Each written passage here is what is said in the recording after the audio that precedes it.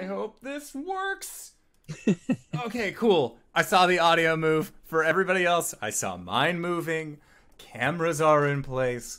Hello, everybody, and welcome. It turns out that Tuesday is immune to the Twitch Witch curse that has befelled Monday from way back when we invoked it somehow, possibly by starting a homebrew campaign rather than by going on to a official module. So where we are going to get started off is with some brief announcements, which is there is not going to be a one-shot Wednesday tomorrow, as there is just conflicting schedules with a lot of the people that we had trying to get into the game as well. I know, I've never played as a dwarf before, and I was really excited to potentially be one. But our dear friend, God damn it, I am so bad with names. Lazy Bones. How did I forget that name? I got called that all the time as a child. Our dear friend Lazy Bones has said that he is more than willing to either come on as either a guest spot or run a one-shot at a later point, so we are going to try and work that out at some point.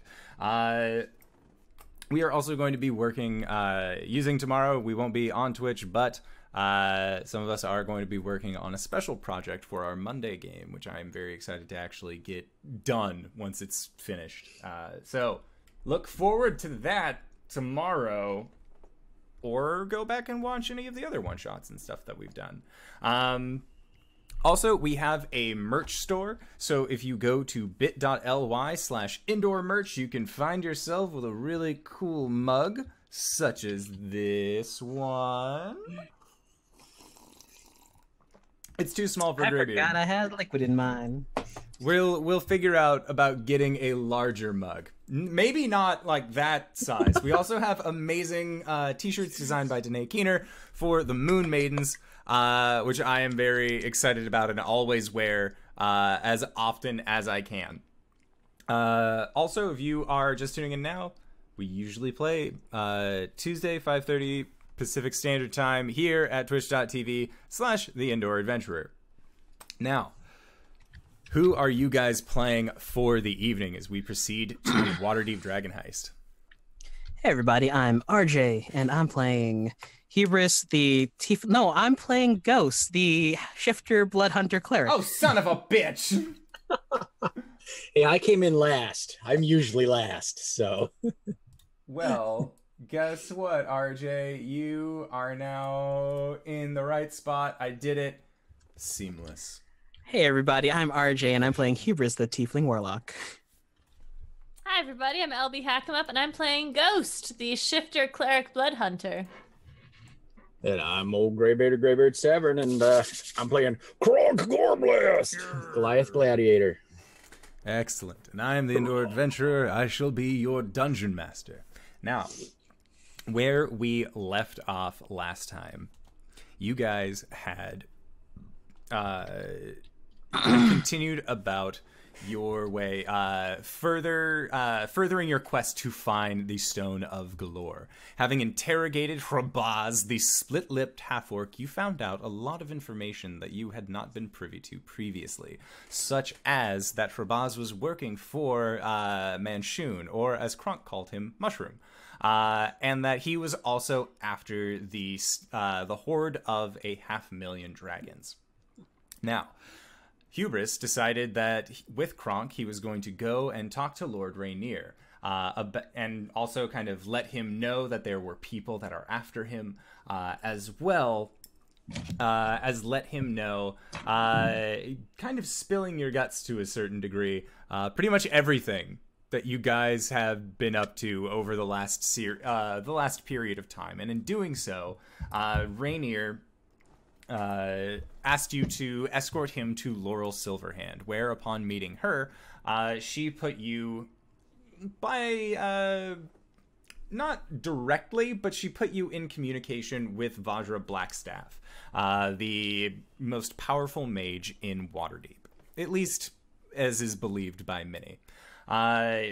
she asked you if you would like to join Force Grey, to which you said that you would need time to think about it as you went and continued walking through Waterdeep to the Spires of Morning, where you decided to stake out and look for one Lewitt Valdner, a treacherous sort from Ghost's past, who was making his way away from a food cart back towards the high road. What would you guys like to do starting today's session?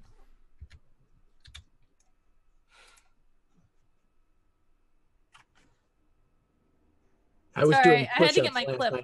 Yes. Kronk was working off the caffeine that he had inadvertently had at the castle.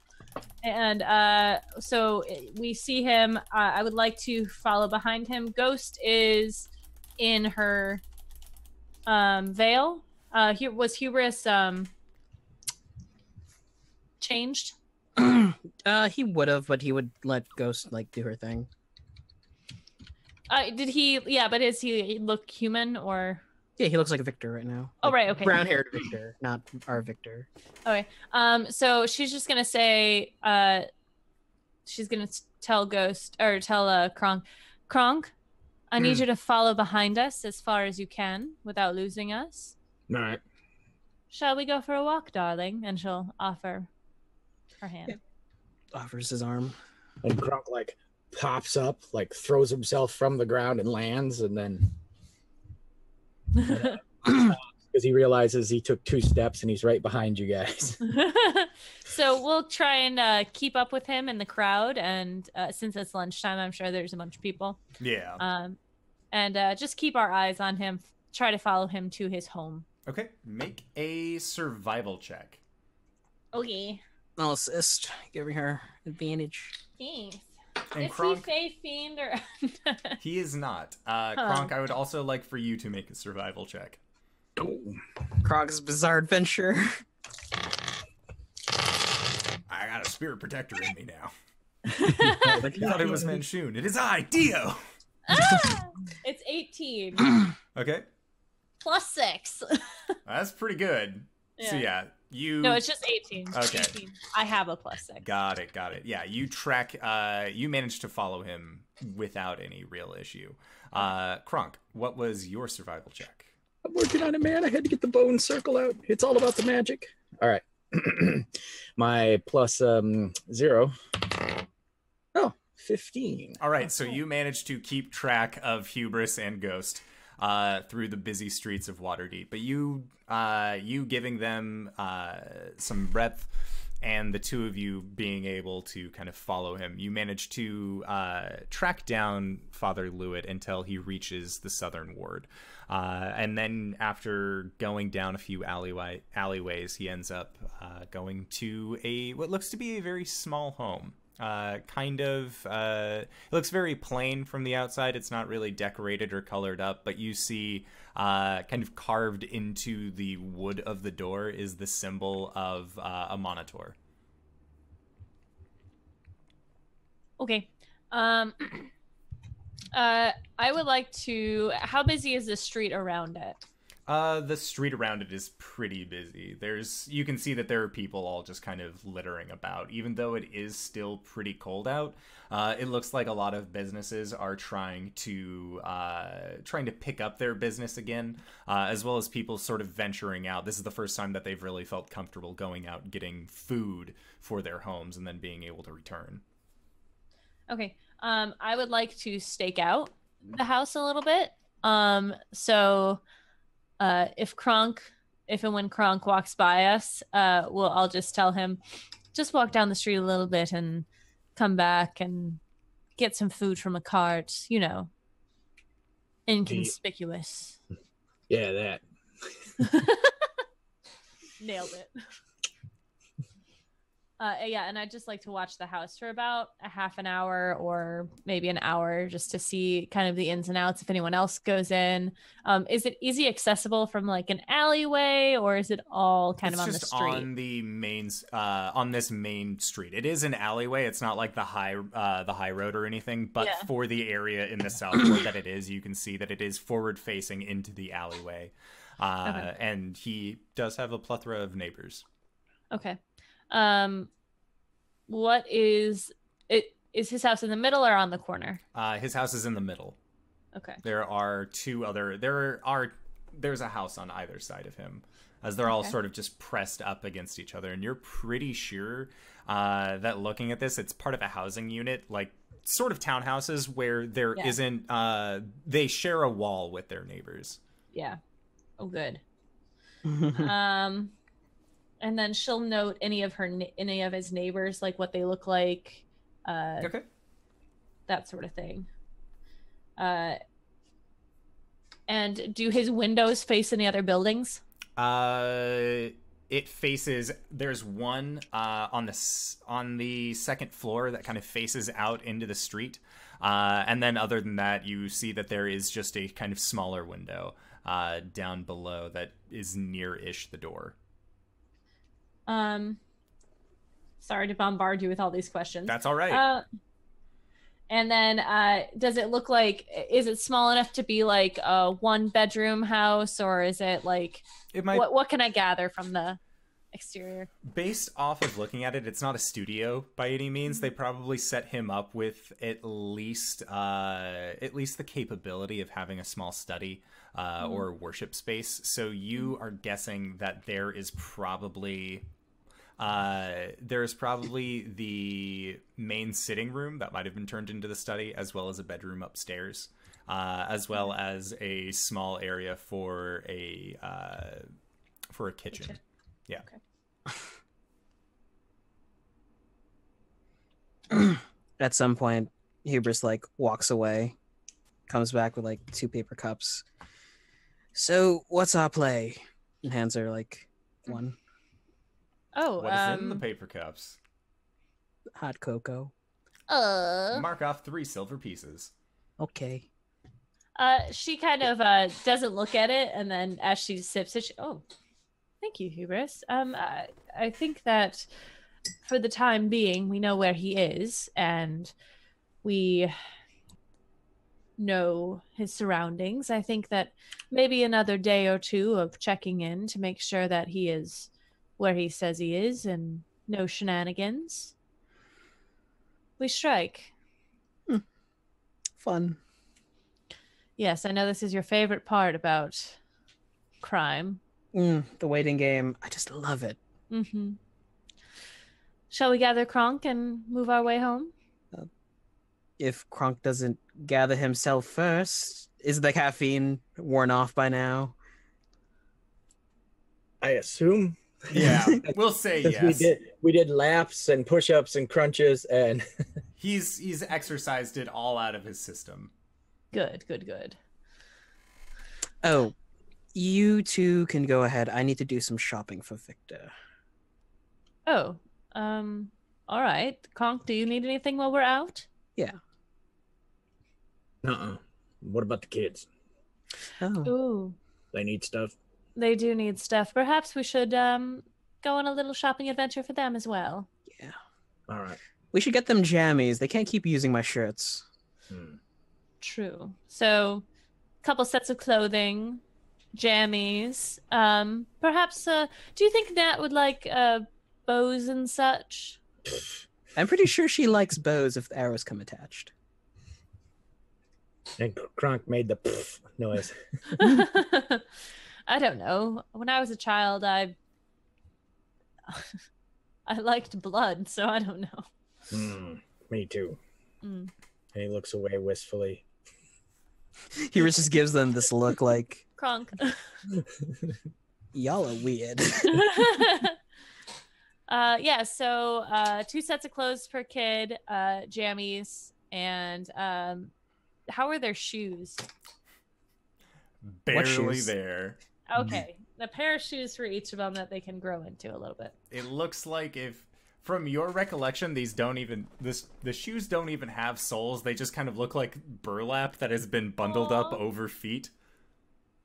Bless. Okay. Also, Kawaii Dere, thank you for the follow.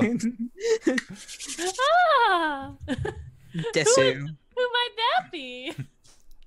I don't know. I have no idea, but thank you. Greybeard, do you know what happens? All right. Yeah, I know what happens. I just don't get the Anyway, doesn't matter. Hi, whoever you are, who someone knows. I take this mallet and I hit that guy in the face. Woo! Also, Wings is in the chat. Hi, Wings. Hi, Wings. All right. So, yeah, you guys are going clothes shopping for the kids as well as getting all the parts for Victor. So, are you getting 2 sets of clothes and jammies for the kids? Yes. All right. Hi, JD. So, you are going to... It's going to run you for the clothing. Are you looking for, like, the fanciest of nice clothing, or are you just going for, like, this... They will grow out of this. This is just for, like, please wear this for now. It's better than what you have. As a person who has been around kids for long enough, the second. Yeah. Okay. Don't buy anything nice. Parents. Yep. Sop clothes. All right. So... Yeah, just basically 2 sets of clothes, one that they can wear while the other one's being washed, like, and then jammies, like a sheet. All right. That in total is going to end up costing you... I want to say 2 gold pieces. Okay. For all of the clothes. For the shoes as well? Yeah, with the shoes. It's full clothing sets. Yep. Cool. And then the shopping list, Hubris, while you are talking to this gnome, this small tinkerer, who is trying to sell you these parts. He is a tinkering gnome by the name of Badger, and he is willing to sell you these tinkering parts for 75 gold pieces. Ooh, Badger, can we cut a deal here? You realize it's made of precious metals, correct? Like, I don't set the price for these. This is market value. We're going off of a gold standard here. All right, I understand that, but 75 gold. What, it's not for 1 piece? You have 3 baskets of things. Well, That's a yeah. reasonable price. I'm already offering you the best deal in Waterdeep. Fine. Insight check him. Okay, insight. Sure. Let's see what the +0 gets me. 2 on my insight check.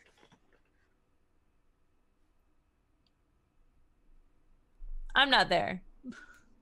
Oh, I thought we all. Yeah, I went thought you shopping. guys had all gone, unless... Well, no, Kronk... we split, didn't we? Okay, so Yeah, Kronk they're- and Ghost were getting the clothes, Hubris. Okay, got it. So, yeah, this guy seems like he... Man, some other gnomes would have charged you a solid 150 for this, but he is offering you a fucking deal. Fucking... You know, I'll acquire it slowly over time. I'll just take 1 basket of stuff for now. All right, 25 gold. That's a lot better than 75. It's a third of the price for a third of the parts. Okay. And you end up getting 25 gold pieces worth of tinkering parts. Yeah, so I'll be back for those 2 sometime whenever. Tell your friends. Yeah, I will. Thanks, Badger. Just kind of waves you on. And then are you heading back to the house, or do you have any other stops that you would like to go to?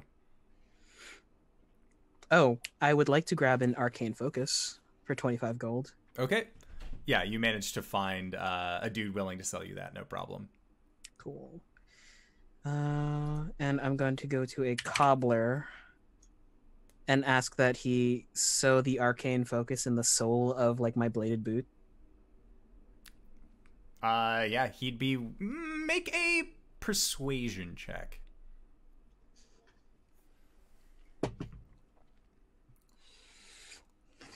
$23. Yeah, he is willing to do that for 1 gold and 5 silver. Cool. Yeah, and so you're there without one of your shoes on for about an hour. And then we walk in as we're getting shoes for the kids. Mm-hmm. Hey. What? He just Where's has... your shoe? I imagine it's the one sock that has like a toe sticking out. Yeah. Like the big He toe just, is like, always looks sticking out. down. You know, I don't know. Was there earlier today? That's a good thief. Stole your shoe right off your foot. And Kronk checks for his boots. And then Hubris, like, Could the cobbler have been done at this point? Like, as they walk in, Hubris like extends his hand, and the cobbler puts the shoe on his foot. It is you actually have been to this cobbler before. This is where you ended up picking up those very long thigh-high boots. Yep. The traveling soul. Traveling soul. Well, also, I love what you did with those thigh highs. They were very comfortable. I told you. Big old boots are going to be real comfy this time of year. Yeah. Right. New customers. Hello. They're my friends. Oh. Yes. I would like 3 sets of children's shoes. Okay. They're about that big. The kids or the shoe? The feet. Okay. Shoes for like an 11-year-old. Got it. And he just sort of walks into the back and starts just going through what look to be large barrels of shoes. Ooh, could you make them a little bit bigger so that they can grow into them? Yeah, you got it. And just thumbs Thanks, up. Thanks, boss. What was his name? He never gave it. I called him boss. Oh. So yeah, when he hands him over, I'm sorry, what was your name? You can call me Jeremiah. Jeremiah, lovely to meet you. And she like lifts up her leg a little bit so he can see her boots. Would you be able to make something similar to this? Should these go? Sorry, Twitch. We didn't show the foot. It's fine. We got some leggy bunny slippers. It's good. If I should need some more. If you need boots, I can make them. Can you make them form-fitting? Yeah. You don't mind me doing some measurements? Oh, of course not. Wonderful. They're fine for the moment, but I shall keep you in mind, Jeremiah. Thank you. No problem. Tell your friends. Will do. Not you. You're already doing a great job. That's why I cut off the extra 5 silver that you would have needed to pay. Oh, thanks. It's a friendly discount. All my friends are here or dead. Oh, well, buddy. There's always a chance to make new friends. Ones that aren't so dead. Or you end up just... Well, you probably shouldn't befriend a necromancer. That's a bad idea. That does sound pretty bad. Ghost kind of looks off into the distance. Let's go! I might know a guy. You guys have a good day. Well, Kronk, we need to have a discussion later. Did we tell him about Ziraj? He made the flower arrangement. No, that we're gonna resurrect him. Oh. Yeah, you did. And then I got upset because... Yeah. You're like, what about Wolf? Wolf died before Ziraj. What's this? This is some BS. Yeah. So. It's all about working your friends. Enter angles. That's your job. Right. Back to the house? Yeah, and when you guys get back to the house, you can see that the kids have actually been building snowmen in the front lawn. Oh, how sweet. Children! You see them kind of just like running down the alleyway behind the house and then come barreling out, throwing snowballs at each other. I scoop up a pile of snow and then like pack it together and I just lob it at one of them. Okay, make an attack roll.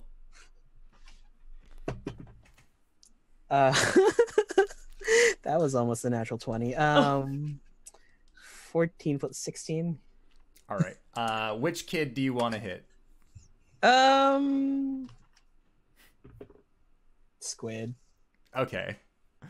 So yeah, as he's running around the corner, his head's kind of like turned back behind him, looking at Jenks and Nat. And then when he turns his face, and then as you whistle and he turns his head, it just pegs him right in the face, and you see him drop into the snow. And you just hear, "Good one, Dad!" And like just wiping the snow off of his face as Nat comes over and helps him up. Children, I have presents for you. And they all cheer and run up to you. All right, well, let's open it inside, okay? Don't push. Yeah, and you see them kind of like pushing at each other as they all run inside, and the door just opens wide for you guys. Cool. And then when we get upstairs, I'll just, all right, now everyone close your eyes and put out your hands. And they put their hands out, and you can see that Squidly is like trying to like squint through his one good eye that he has, because he has giant paws in front of them. Just one. It's Kronk. Yeah, All he needs is one. You just need a finger over the thing. Oh. And she'll put the shoes in their hands first. All right, open. And they look down, and you see them all just kind of get like a look of confusion and then recognition about what this gift means. And I've also got you each 2 outfits and jammies. And then at that, you see like Squidly just starts like taking off his shirt. Just don't want to wear it. All right. Lady Flame gave it to me. I want to wear it. He's just like trying really hard to take off his shirt. It's getting caught in his horns though. Oh, sweetie. Hubris, can you help him, please? Yeah. And then Nat is going to just kind of grab the new clothes and hold them tight to herself, and she looks at you, Ghost, you Kronk, and you Hubris, and just does the thank you motion. And then she will walk into the bathroom and just shut the door. Oh. You know, when you're older, you can't just like disrobe at the drop of a hat in front of a lady. That's kind of rude. Well, I mean, you can, but like, you gotta unbutton your collar first, and then he takes it off. The shirt off. One horn, then the other. Yeah. Yeah, and so Squidly and Jenks end up getting into their new clothes, and then Nat comes out of the bathroom, and she's wearing her new clothes as well, and you can see that she's kind of just like stomping on the ground with her new shoes. Now, I didn't know if you were interested in this, Nat, but I did pick up a ribbon. If you want me to braid your hair. And she looks at it and just kind of like gives you this like, Would you like to wear it as a headband for battle? She kind of thinks about it. Keeps the sweat out of your eyes. She nods. Ghost like, yeah. She hands it over. Yeah, and she'll set it out so that way she has the warrior headband on. And Squidly just, oh, not fair. She gets a present. You all got presents. Yeah, but like she got an extra one. And then Jenks is just, dude, it's all right. The real strength is inside you all along, Squidly. That's where the presents are. Just, I don't know what that means. Squid. Kronk's given the same face, like. What? If you haven't noticed, headbands don't really work for us, so. My eye patch works. Yeah, but it's a good thing you're adorable. And then he rubs his hair and heads upstairs to Victor. All right. And when you arrive in Victor's lab, you open up the door, and immediately this small mechanical creature just swoops at you as your mechanical pseudo-dragon then just lands on your arm and crawls up your shoulder. And Victor just kind of turns to look at you and stands and brings his hands up and comes over very excitedly. Sorry, bud, but I could only get like a small amount. It was like a lot of money. He just kind of tilts his head at you, looks at the parts, and then like goes over to the table and pulls up a copy of the list and kind of just points to things that are on the list. Hubris will walk over to the list and just strike off the ones that he got him. And then Victor will look at you and just do question marks next to all of the ones that are missing, and then look at you again and kind of put his hands up. I hold up an empty, like almost empty coin pouch and jingle it. And he just kind of tilts his head at you again. And then it costs a lot of money. We'll slowly get them. And he puts his hand on his chin. What are you thinking? Young man, what are you thinking? And then he'll just turn his head towards you. Just shrugs a little bit. Don't do anything dumb, Victor, I swear.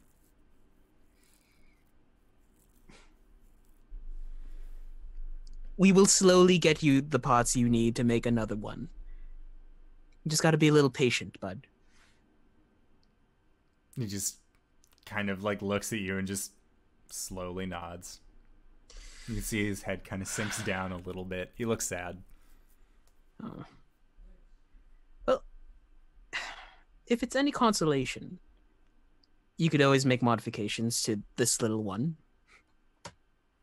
Upgrades. He takes it, and when he does, he kind of like clinks his arm like he did last time when you said that a stinger was a bad idea on a children's toy. Yeah. That's an easy fix, though. Just remove the stinger. And so he'll take this small mechanical dragon and just look at you and then look back at the creature and set it down onto the table. Then he'll take the parts that you gave and set them down next to the creature. Thumbs up. And he puts his fist out towards you. Yes. Fist bump. And then just... Ow. All right, Victor, I'll be back. Remember to show yourself every now and again. Make sure you're still functioning. He nods. Cool. All right. He returns and starts to leave. You see him just sit back down, and then as the door closes, you see with one hand he grabs the back of the dragon creature and kind of like sets it down onto the table as it tries to wiggle a little bit, and he just presses the button onto its back as it powers down. Yikes. That's kind of sad. I just got this money. Okay. All right, so you have given the kids their gifts. You have given Victor his prezzies. And at this point, it is about 1 p.m. Is Istrid home? Knocking on her door, you do find that she is home. And Ghost will... She'll come over and open up the door. Are you ready? Oh, are you ready now? Oh, I got my spells overnight. The only thing I was waiting for was the gem, but I got that this morning when I was taking out your trash. Lovely. So perhaps, where should we move him to? It's wherever's fine. All right. I could do it where he is. I could do it. Shouldn't do it outside. That's just That's just asking for problems. Right. Shall I take the children out so they don't walk in? That's probably for the best. Mm-hmm. Yeah. Kronk, will you help Hubris take the children down to the bar? Perhaps they won't be opening for another hour, right? I was just thinking I was gonna take them out for hot cocoa or something. Oh, lovely. Yes, then we will. We have another spare bedroom, right? In the 3rd floor. So. Yeah. So, Kronk, will you help me lift him upstairs? Help. Just wait until after I leave. That's going to be really hard to explain. Right. All right. Hubris just walks out the room. All right, kids, field trip! Yay! Oh, Hubris! And she'll go out in the hallway, and she'll give him 10 gold. Why? What? Don't spend it all in one place. I mean, give them something nice. Okay, some extra nice hot chocolate then. Maybe some candy or a trinket, a toy if they want one. Okay, that's fair. That's a lot of candy. Walks away. All right. Real quick, Indoor, how much money did Neverember hand me for dinner? For dinner, I believe I said that he handed you 20 gold pieces. Okay. He usually hands me 10, so that's why dinner was a special occasion. All right. If not, man, fuck whatever past me said. He totally gave you 20. All right, there it is. Woo! Like the positivity. All right, so yeah, Hubris, you are going candy shopping, trinket shopping, doing what have you on your way out to just to distract the kids. And then Ghost, you and Kronk end up kind of scooting away all of the furniture, picking up Ziraj's body, and taking him upstairs to the third bedroom, which is actually where Istrid had been staying. So she's totally fine to just have Ziraj come back during this time. Yeah, he'll be... Have you done this before? A few times. Okay, so he'll be quite exhausted. He's going to be pissed, is what he's going to be. I'm sure he will be. That'll be quite fun. You ever died before? Yes, actually I have. And she points to her eye. How did you feel coming back? Relieved? All right, then. That's one way to take it. And then she is going to begin setting up for the ritual. And you can see that laying Ziraj's 7'6" frame down on the ground takes up a decent bit of the floor. And she sets this large diamond down onto his chest. And then begins taking out a piece of chalk and just marking in circles around him. Okay. Ghost is going to unbutton his shirt because it's going to make it better. Okay.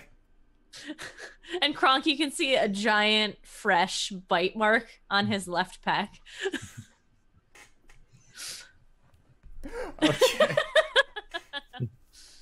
Amazing. All right. It wouldn't be a fresh bite mark. Yeah, it would. It happened the day before. It was the day before he died. And then she's been... I thought he was dead for like 3 days at this point. Yeah, but she's been doing the thing. Doesn't that just refresh him? Yeah, but it wouldn't keep the wound. Yeah, whatever. Anyways, fuck it, it's there. So, yeah, you... and as you do, Istrid just kind of looks up and just... Okay...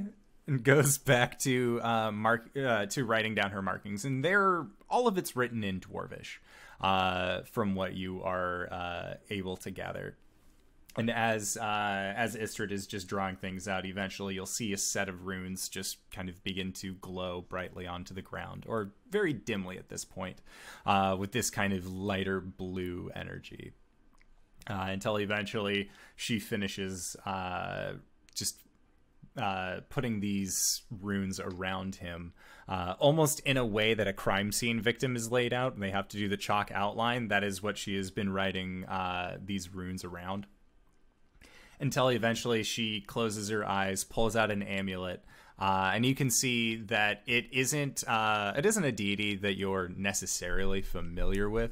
This looks like some kind of dwarven deity. Okay. And as you watch Istrid kind of close her eyes and clutch this holy symbol, the holy symbol begins to glow with that same bluish energy. And you see that the gem on Ziraj's chest also begins to glow with that same energy. Until eventually you see the gem kind of move. And eventually it kind of rotates until it's on the point, where as a kind of arrow-shaped gem is kind of sticking out onto the chest, and it begins to spin. And as it does, it lifts itself up off of Ziraj's chest, and then you see it just explode outward. But as it does, it doesn't explode into glass shards or crystal shards or diamond shards. It is strictly just turned into this glowing blue magical essence that then goes into all of these runes that have been set up around Ziraj. And then as all of these small magical particles enter into the runes, they begin to glow brighter and brighter and brighter, until eventually you see what looks to be like wisps coming up from the ground, almost like smoke. And Istrid opens up her eyes, and she has that same kind of glowing blue energy coming from her eyes as she just clutches the holy symbol. And the smoke then begins to drift upwards and towards the face of Ziraj as it begins to enter into his nose and into his lungs, until eventually, and into his mouth, and eventually the smoke stops. The glowing ceases. Istrid closes her eyes once more, and you see the glowing of her holy symbol drop. And with a loud and his back arches up off of the ground, and fist slams down onto the ground. Just, what the hells? Welcome back.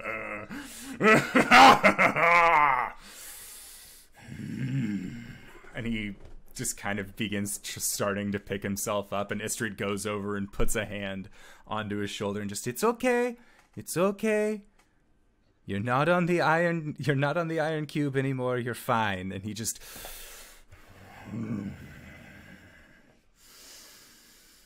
how long has it been? Where's Hubris? Not here. Get him. I need to have a word. He'll be back in an hour or so. He's with the children. What? You have kids? It's been a long couple of days. I don't have children.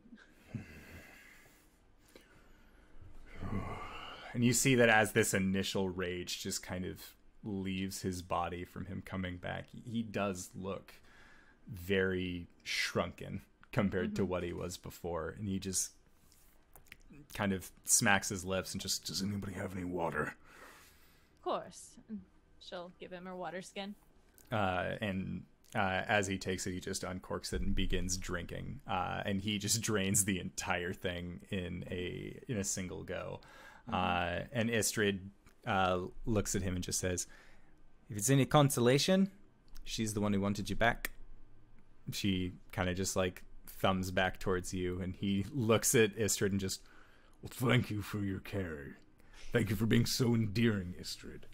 Just, my pleasure, Ziraj. And she just kind of stands up and gives you guys some time to move over. And you see that she is kind of like pulling the blanket off of her bed to bring it over and just throws it at Ziraj. Yeah. And he wraps himself into it and kind of huddles in. Kronk, would you mind gathering some ale for him? Something to warm his blood. And I take off my cloak and throw it over him too, and I'll it would fit him. It would. And lump off. It'd be too big. I'm twice his mass. So. Okay, fair enough. Blanky sized. And can you grab a few pieces of meat, something for him to eat? All good. Thank you. And then Istrid just puts her hands into her pockets and looks up at you, Kronk, as you're about to go, and she just says, looks like they've got something to talk about, so why don't I follow you? I'll show you where the good meats are. Sounds good. Oh, that's a bad idea. And the two of them walk out of the room. And Ziraj is now just kind of huddled in this blanket and in Kronk's cloak. She'll sit on the bed. And he just kind of looks at her from his position on the floor. What did Istrid mean you were the one who wanted me back? To be fair, she offered.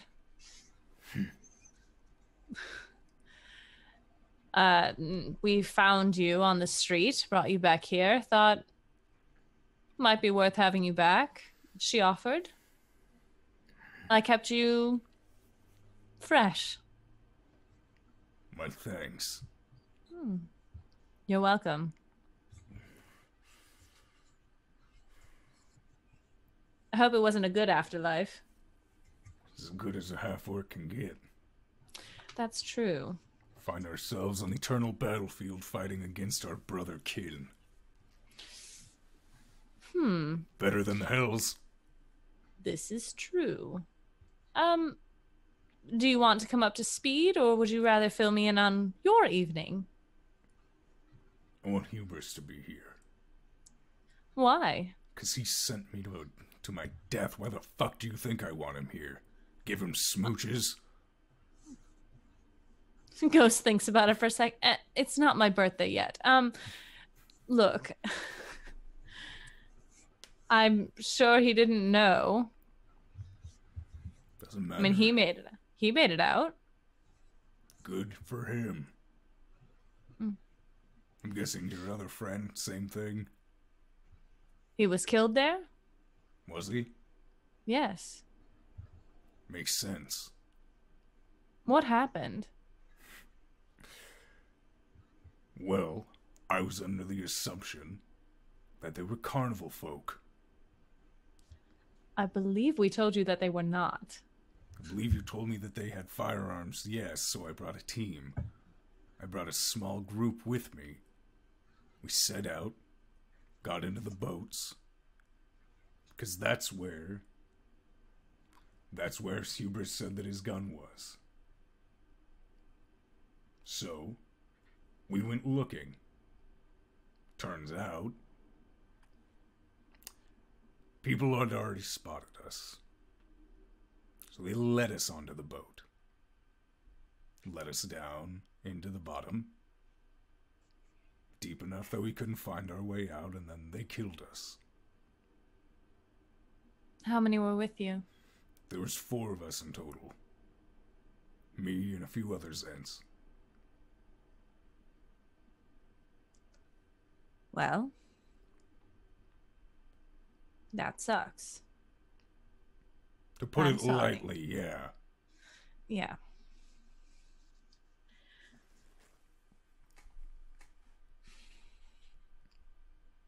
I'm surprised that these carnival folk are so resourceful and inept. They aren't carnival folk. What are they? Brandath. Do I know what that is? You can make a history check if you would like. I would like.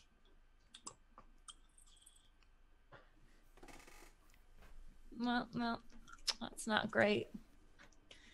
History is +3. That's a 6. You have no idea what he's talking about. I'm sorry, I'm from the north. I don't quite know what that is. High-ranking drow assassins. Oh. Oh. What they're doing here, I don't know. What I do know is that I'm not going back on that fucking boat. I don't blame you, and I don't expect you to. If you were smart, tell Hubris not to go near those things either. Absolutely.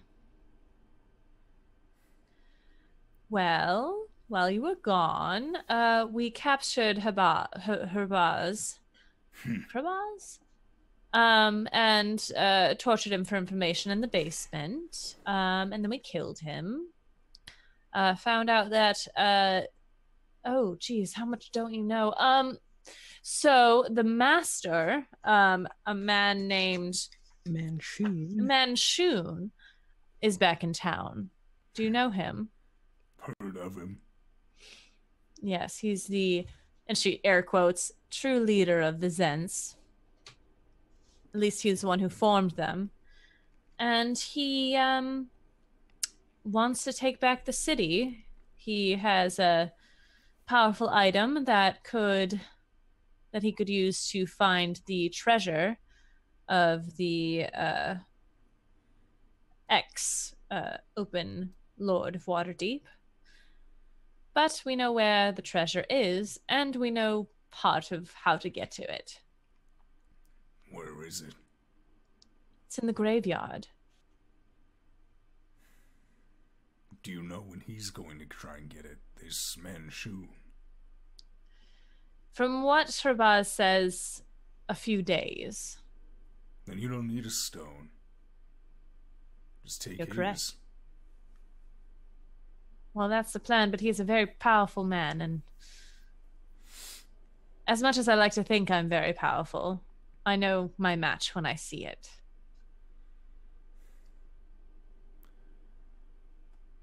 It's probably not even him. No? No. From what I've heard, he hides away in that tower, sends out copies of himself to do his dirty work. Oh. That would have been good to know when we met him. You met him? He's seen your Yes. face? Unfortunately. Does he know where you live? No. Good. At least, I don't think so.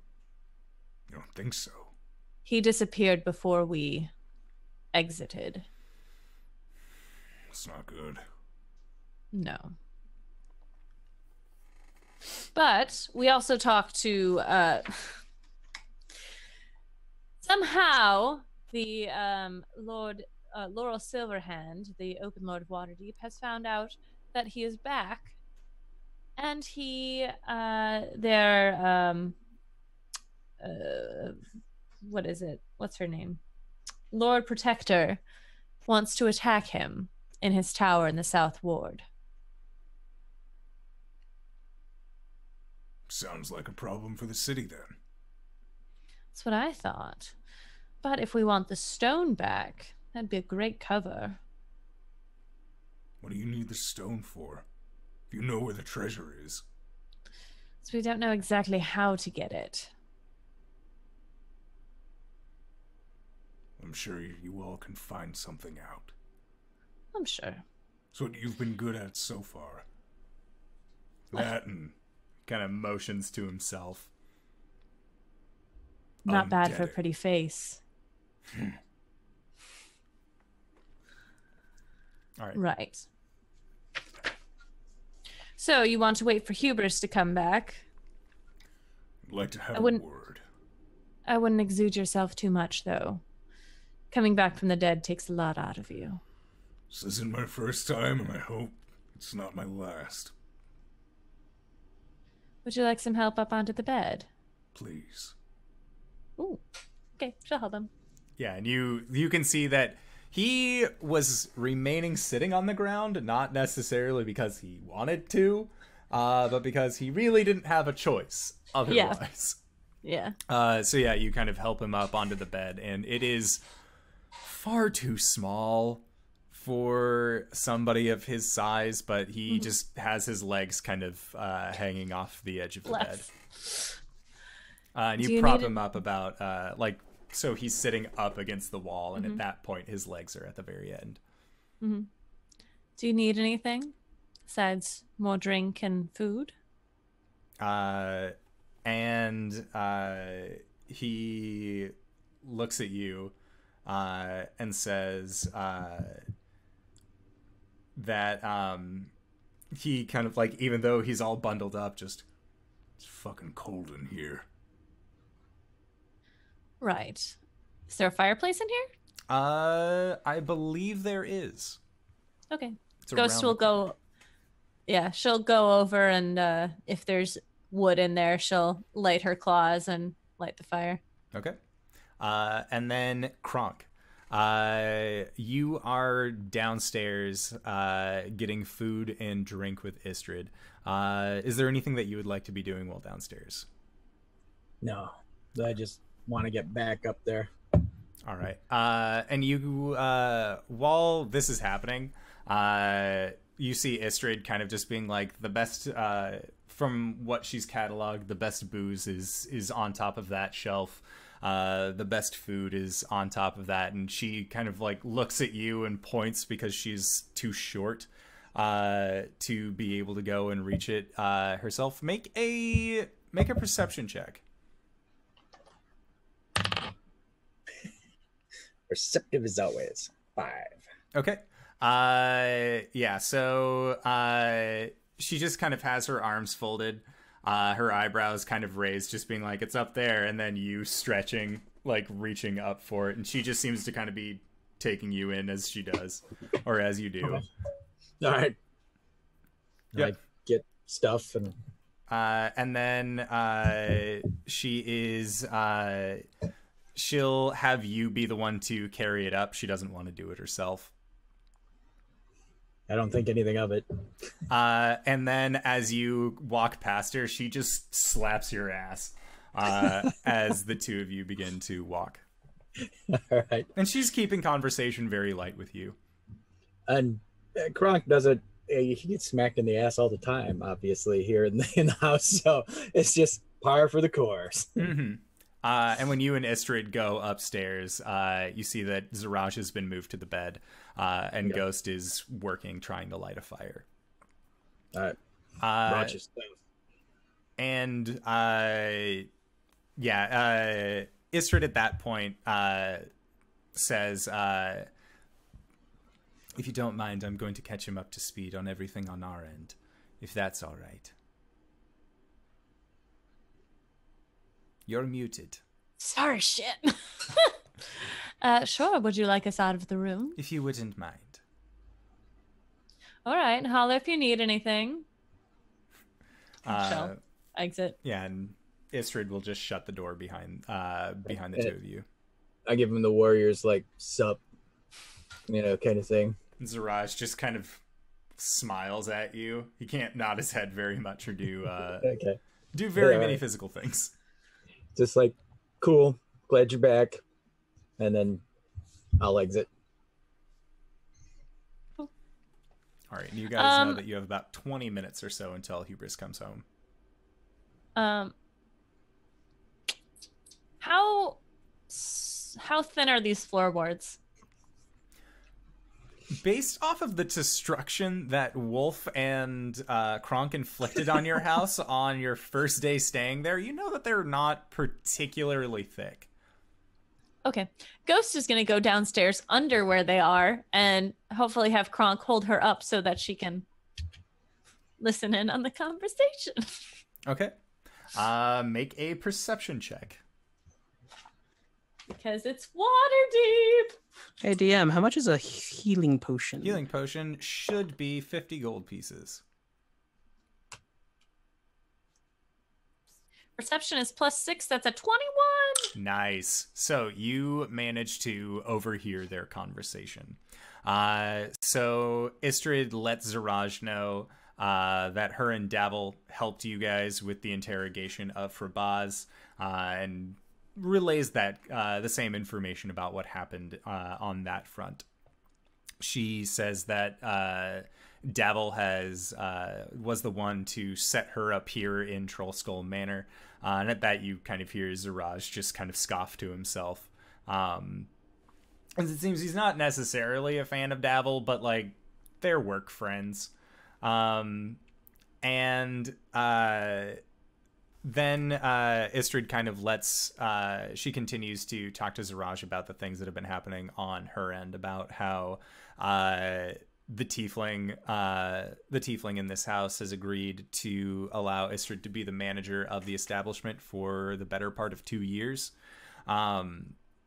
Which at that you hear Ziraj he chuckles. He has a very good hearty laugh to himself, which at halfway through his laughter, it ends up stopping and turning into a cough, rather than continuing on as a laugh. And then she lets him know that the others have been informed about him coming back, so there's nothing to worry about. And then you hear Ziraj say that he's going to need a carving knife and a length of wood. And she responds, asking him if it's about his bow. And then there's silence, and she says, "Understood." Oh, shit. Oh, no. Hubris is dead. That's right. We didn't find that on him, did we? Nope. Fuck. Okay. You guys found a really fancy dagger hilt deep in his chest, though. I have that. It's a memento. All right. Don't you mean a memento mori? So, Hubris. So, Hubris. What fun activities did you take the kids to do? So we went shopping for toys, basically. Yes. shopping for toys, got some candy, stopped by the potion place, got 2 healing potions for myself. Chilled out, hot cocoa. You got to drink hot cocoa while you watch the kids play in the snow. They are so sugared up right now because when you went to the candy store, both Squidly and Jenks just looked at you with the biggest eyes possible to get them. I have like my hands on their collars, like, okay, guys, go. Just drop them.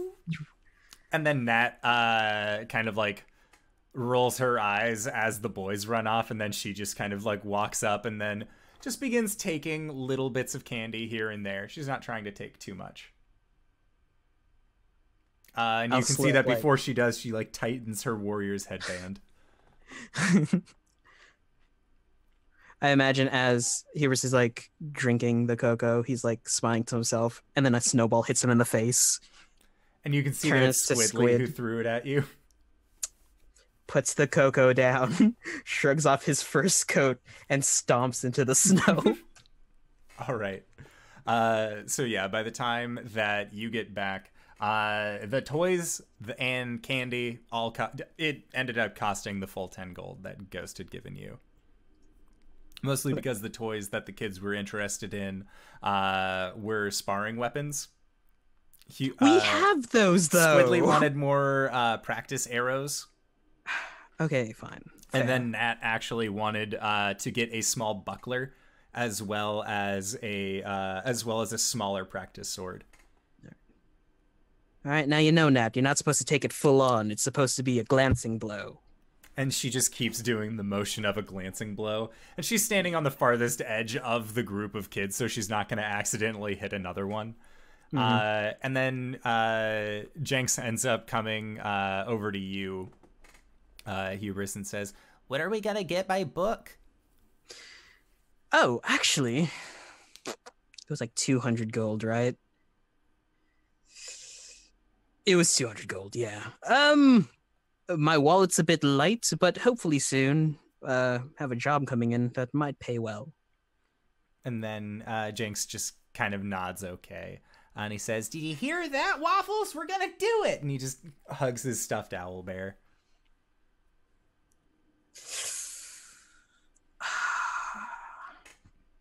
Yeah.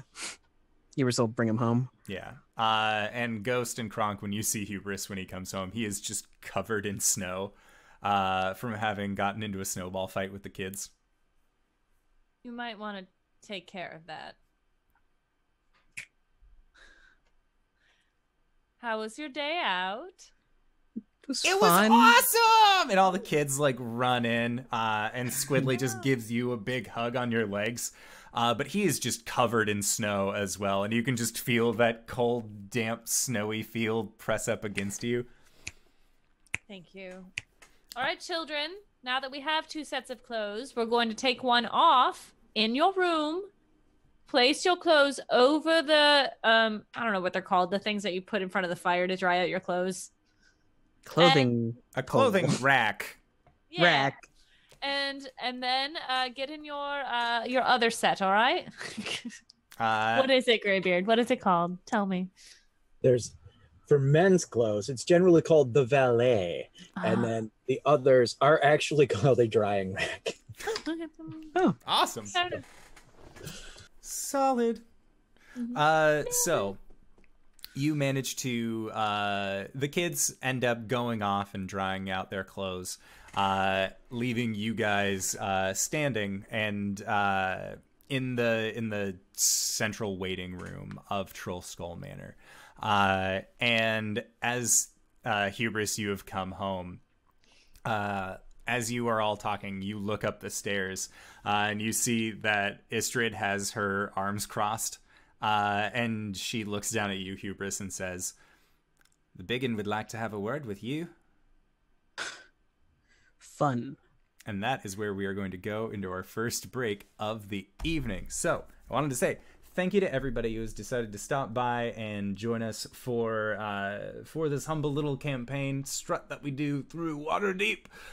We are going to try and be back in 5 to 10 minutes, so don't go no place unless it is to grab a food, grab a drink, grab a friend, or possibly grab some sweet merch on your way at bit.ly/indoor merch, or you can check us out in the description area of this Twitch channel. Right down there, there should be an extension that leads to the merch store. So if you are interested in that, you can find it there. Otherwise, we will see you guys shortly. All right, everybody. Bye-bye. It did. Hello, everybody, and welcome to the newest indoor adventure in Waterdeep, Dragon Heist. I don't know why I'm doing the intro spiel. I was off my guard. Welcome back. We're back from the break. So, as we left off, Hubris, Istrid has looked at you from the top of the stairs and said the biggin would like to have a word with you. Oh, fun. He's pretty pissed at you. I'm gonna come with just in case. Fun fact, and she's gonna lean over to him so that Istrid can't see. His bow got broken, and I'm pretty sure it's a big deal for him. So let's just keep that in mind as we speak with him. All right. Okay. Here we come. Walking up the stairs. Okay. Yeah. So you walk up the stairs. And then Istrid leads you in your own house, which feels kind of weird. But it's also like, this room is no longer your guys' room. This is a Zent room. It doesn't feel weird to Kronk. He always just follows along. It's true. Every building is a new home for Kronk. So with the door open, you see that there is just this large figure that is sitting on the bed, his back up against the wall. With this large cloak over him, blankets kind of wrapped over his legs, and there is a fire that is kind of just flickering in the corner of the room. And it's getting to the early stages of nightfall. Because it's winter, the days aren't as long, so even though it is still late afternoon, the sun is beginning to set. So it is really just this room being solely illuminated by that dying light as well as the flame. Do you want me to get you an ottoman so you can kick your feet up? No, but you can give me 4 days rest so I can kick your ass. I warned you. I gave you full warning that there was something very sketchy about that fucking ship. So, when you say there's something sketchy about carnies, what the fuck is that supposed to mean? I told you they had fucking guns. Yeah. They did. Yeah, and you found out about that the hard way, you fang-faced fuck. Ghost is behind you. What? And Istrid just doesn't, just kind of like takes a step behind Kronk, sorry. Kronk. Wrong Goliath. Hubris is like walking up to Ziraj. Okay. Kronk has moved to the end of the bed and does the Goliath squat. So he's just sitting at the end of the bed, like looking down the long ways of the bed. Okay. Just looking up at Ziraj. Probably almost eye level. Up as a direction that one Yeah, would look. Gotcha. Roger. Towards him.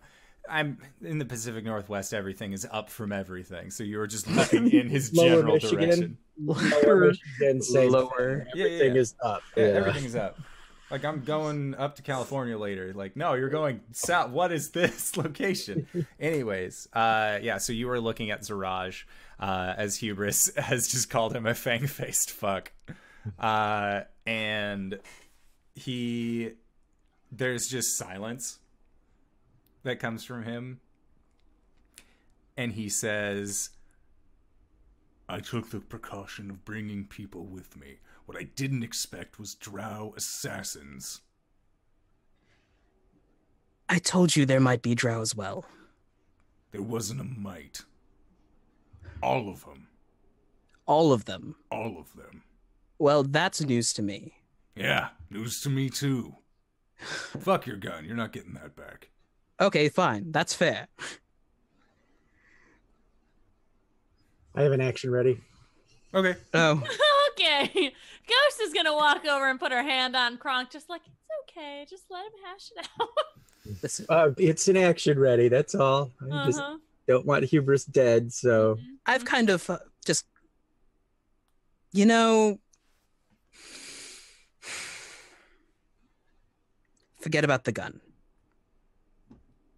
I owe you, because I got you killed. I suppose you do.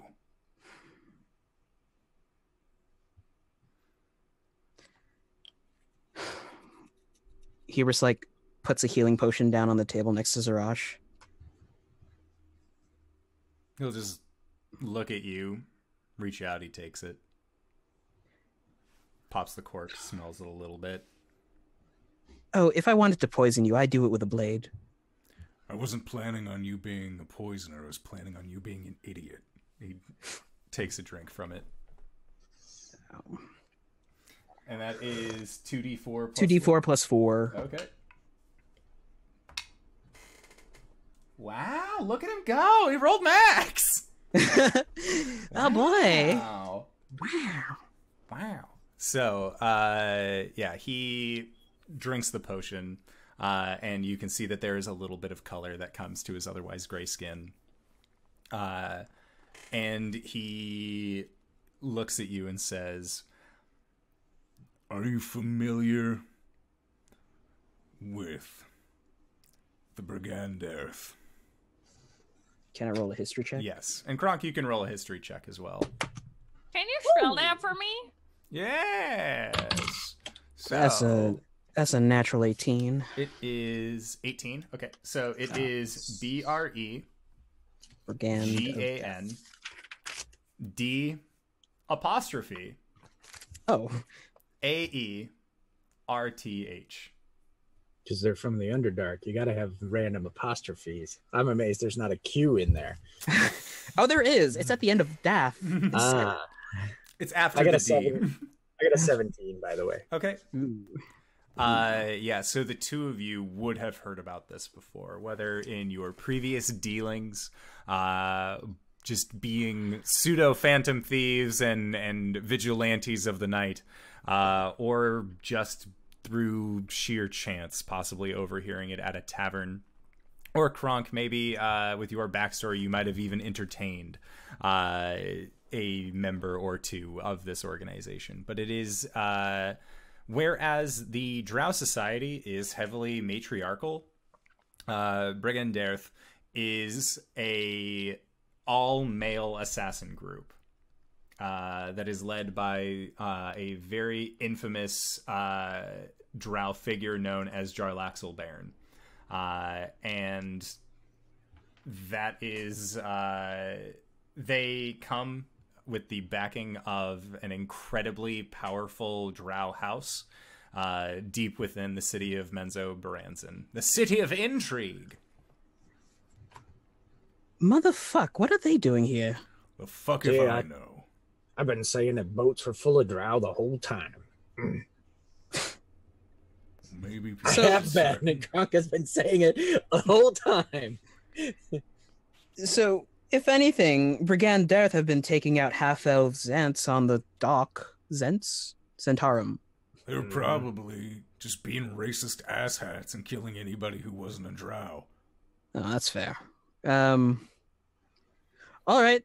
So, I was gonna go off on this long tirade, but you don't look up to par, and I have some things to think about. Good. You can get the first shot after all this is over and we try to kill each other. Hubris like turns to start walking away. What makes you think we're gonna kill each other? I don't know. I killed you accidentally and you want revenge? Accidents happen. Oh. Guess that's how I was born. Ghost confusedly turns and looks at him like, what? Well, I don't know. If it makes it any fair, you can slug me in the face when you're better. He just shakes his head. I'm not gonna slug you in the face. You already said yo him. True. If anything, I'm gonna make you fear the rooftops. Oh. Sure. That's gonna be great. All right, now that's not very nice. I thought we were all gonna be friends here. Oh, that was funny, Kronk. Come on. Remember he fell off the roof before? Yes, we are all aware that I have a history on rooftops. And Istrid just looks and says, well, I didn't know that, but now I do. Oh, I fell off a roof once and she almost killed me. That's fine. Point is, she didn't. So you're still here. I hate rooftops. I don't like heights. Not a real fan. Cronk's just nodding. Anyways. So, what are your plans? Looking at Istrid and Ziraj. Istrid looks at you guys and just says, I'm going to wait until Davil comes. Then we as a team are going to figure out what to do.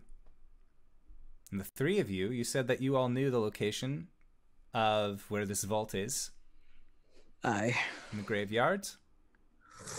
So why don't you go out and do a little bit of reconnaissance? Oh, yippee skippy, my favorite part of any heist. It's the best part. It's not. It's really not. Hubris is walking out to grab his coat. I don't really see much difference. Then Kronk starts to lump out, and he stops after because he's always last out. Mm-hmm. And he'll turn around to Ziraj and he's like, I'm hoping we can be pals. That's all I've been saying from the beginning, big guy. All right. You look like a friend. All right. And he turns and, gets out through the doorway. Less. So for folks out there, we played with tape measures today. We did. We did. And holy shit. Oh my God. Yeah. You write the number down on a page and you're like, that seems pretty tall. Yeah. And then you move on, but then when you see the tape on a door frame, you're like, so that's what 7'6" looks like. And then I put the other 6 inches of Kronk on top of that and went, he's to the ceiling. He's to the ceiling. And he will not fit through this door. I mean, Kronk literally has to do one shoulder, then lower his head, and then go through the other shoulder, and then stand back up on the outside of doors, normal doors. It's like, oh my God. We can say that for your guys' house, because you got all of the renovations taken care of, that they made it large enough for you to fit through. At least to fit sideways through. They couldn't raise the entire thing up. They're only working with so many. All right, maybe some doors. How's that? Yeah. Entryways and exits. Maybe that. Entryways, exits in the broom cupboard. Yeah. The broom cupboard and your bedroom. That's it. Oh, yeah. Your bedroom, those are the only doors that they extended out. Mm-hmm.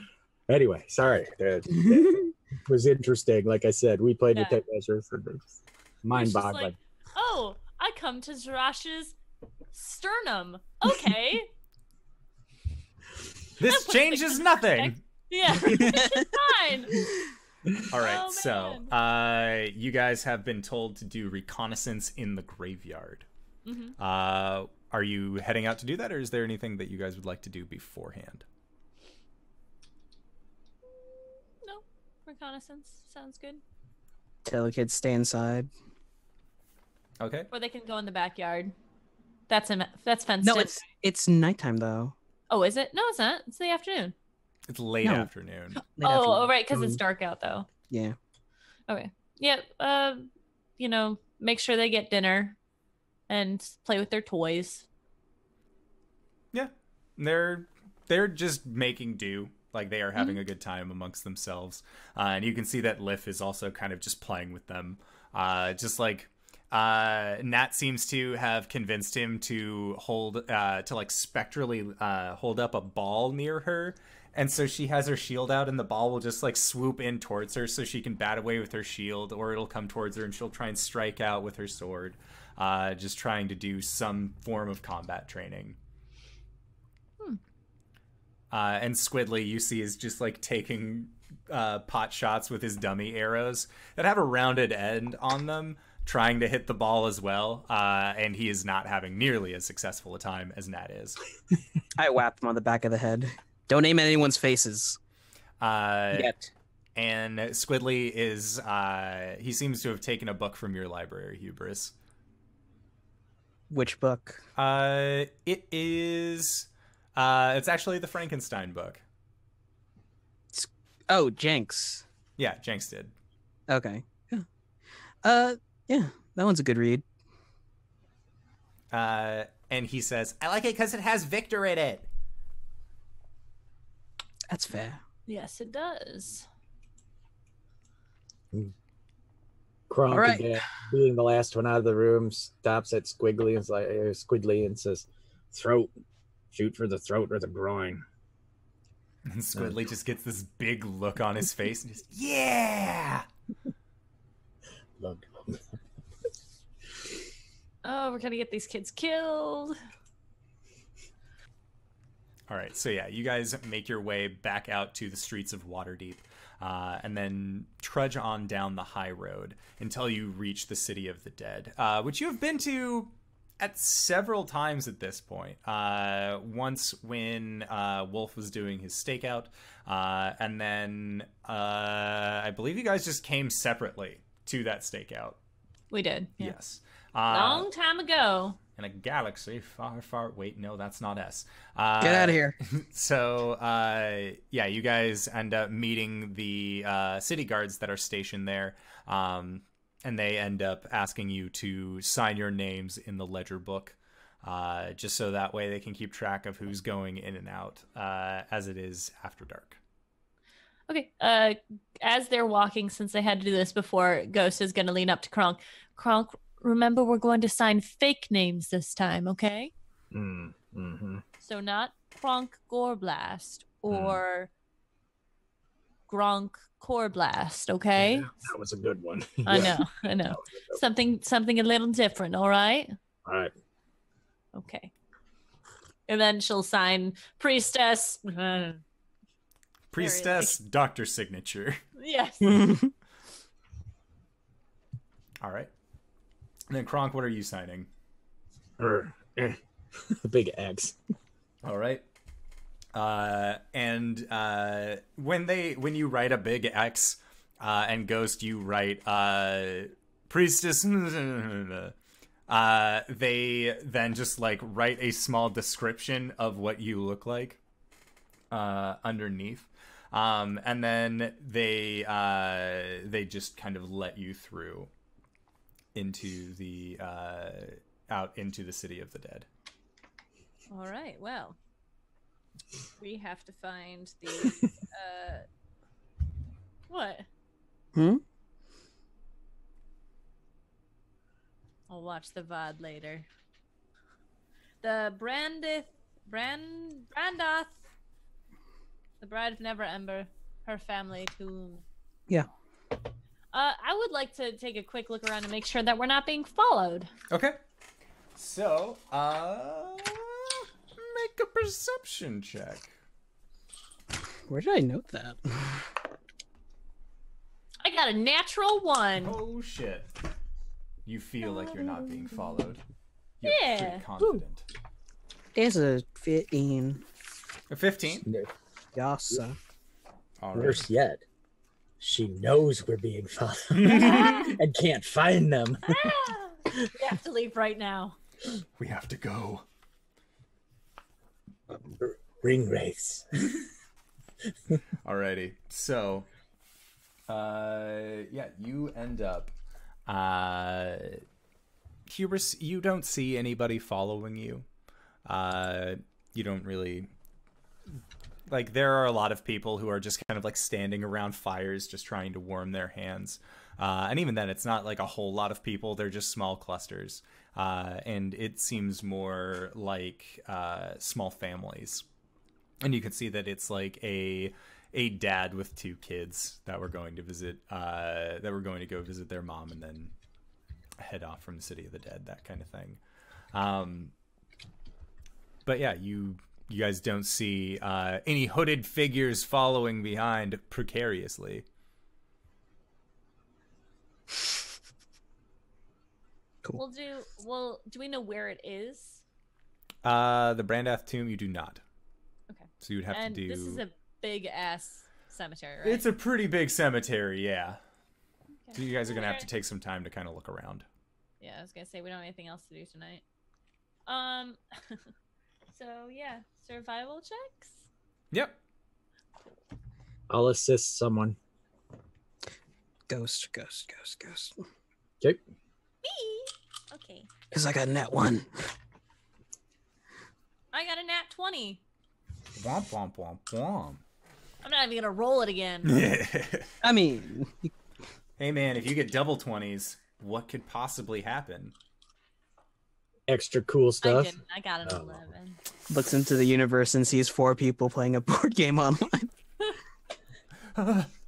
This is just like my Santor adventure all over again. It's too meta. Set the resolution to best. So you end up the name Brandath, now that you think about it, actually does ring a bell. Not necessarily as a family that you've seen, but you've seen the name before. And you remember that the Brandath tomb was actually where the 3 of you had hid during Wolf's meeting with the Zentarim. You had actually ducked under into the overlay for where that mausoleum began. Oh, this is where I realized that I should be in charge all the time. Wow, that's very late into the game. When weren't you? Sorry, that was just something my player was thinking. Oh. Shall we? Looking at the tomb, is it like an above ground one? Are there stairs going down into like a crypt?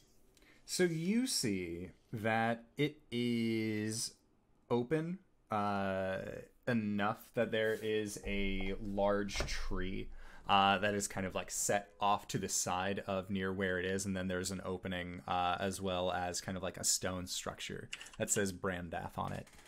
Okay. I would like to check to see if anyone else has been around here recently. Okay. Make a investigation check.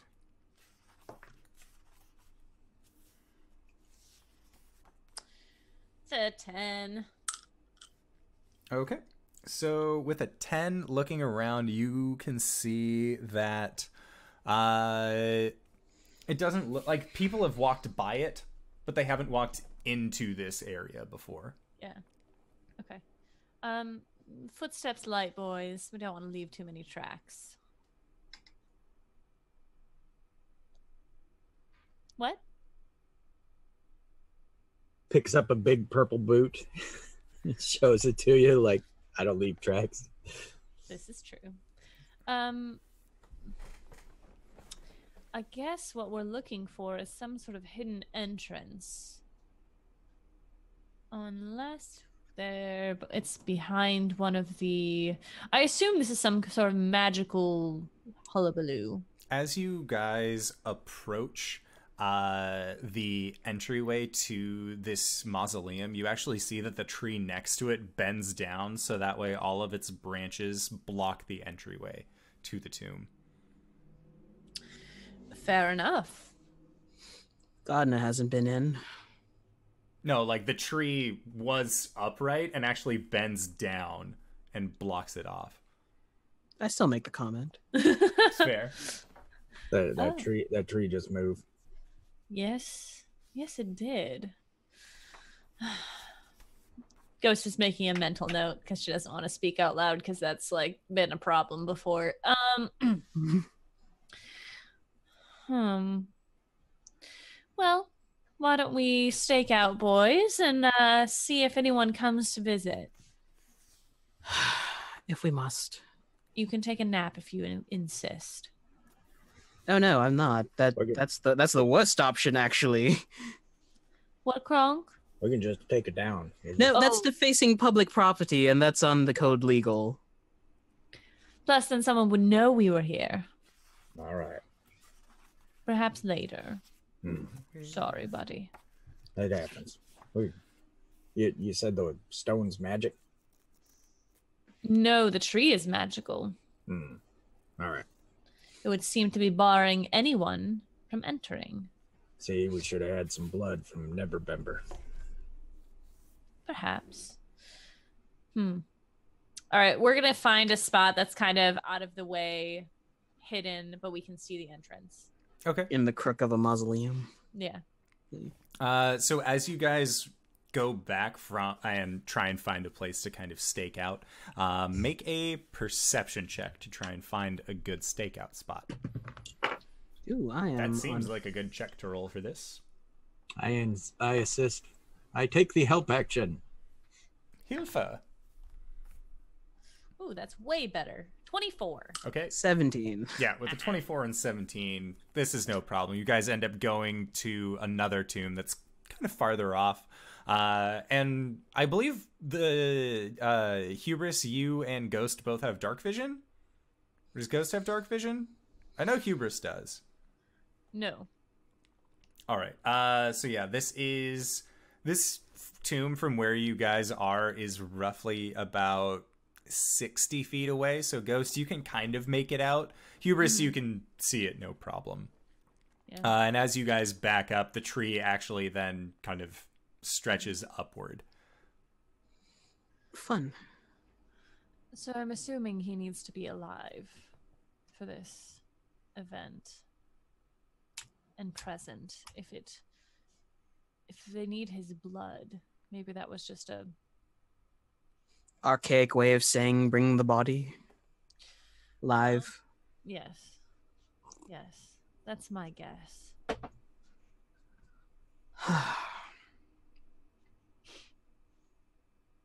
So that was fun. As far as we know, they were supposed to kidnap him, so probably. He's safe, hopefully. No, what Kronk was saying is they said kidnap him. Yeah. No. So, not murder him and take his blood. So. Yeah. Neverember should be safe up in the castle Waterdeep, so. Well, if he's not, we'll at least see him tonight. That's pretty funny. Right. Let's see. What would we need to pull off a heist like this? Let's try and get in their heads. They need Neverember, but we don't know what is beyond in the cave. Because if it was just his mother and he went to visit her, I mean, he would find it, right? There has to be some sort of something inside, maybe leading to a tunnel or something such. They said there were 3 locks. 3 locks. What kind? Did they say what kind? Was this Hubris? Krabaz? Krabaz. I, as a player, can't remember, so Kronk obviously can't. Yeah. But someone had said that there were 3 locks. Right. And that stone probably would have had the... Sorry. And the only one we knew was the blood of... Neverember. Or somebody of his kin. Yep. I'm guessing the stone would probably help us unlock the other 2. But then there's that nasty surprise that might happen. Indeed. It's kind of nice that we didn't have to use it. No curse on us. And then we just wait. Ghost would like to wait for a couple hours, so she's cool with just chilling. Kronk doesn't feel the cold, so he's used to just sitting around. I'm bundled, so I should be fine. Okay. So make a perception check for the first hour. Should we roll at disadvantage, or should I roll at disadvantage? You and Kronk will, as you both don't have dark vision. And so if I'm assisting, then she just rolls normal? Yes. How are you assisting the perception? Just keeping an extra eye out, or yeah, because I can either have a height advantage, or I don't feel the cold, so I can just be out in the cold somewhere. Well, the thing is, you need to be kind of hidden too, because if there's someone there, then it jigs up. Right, but like you guys could be inside the thing, and I could be on the side or whatever of the thing, because I could just sit like a rock for hours. But yeah, I guess it would just be extra eyes peering into the darkness. Okay. I rolled a 12, and you said perception. Yeah. So 18. 14. Okay. So with the 18 and the 14, as you guys are keeping watch over this tomb, you actually see that there are some people who do end up just kind of like walking by it. And when they do, you see the tree start to lean a little bit and then just goes back to its general position. Almost like it looks like a strong wind may have been the cause of its movement. Doesn't seem to have fully twisted like it did for you guys previously. And then make a perception check on the second hour.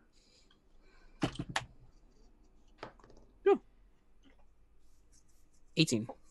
14. Okay, 18 to 14 again. Yeah, so at this point, you actually see that there is a figure who ends up coming up towards the tomb.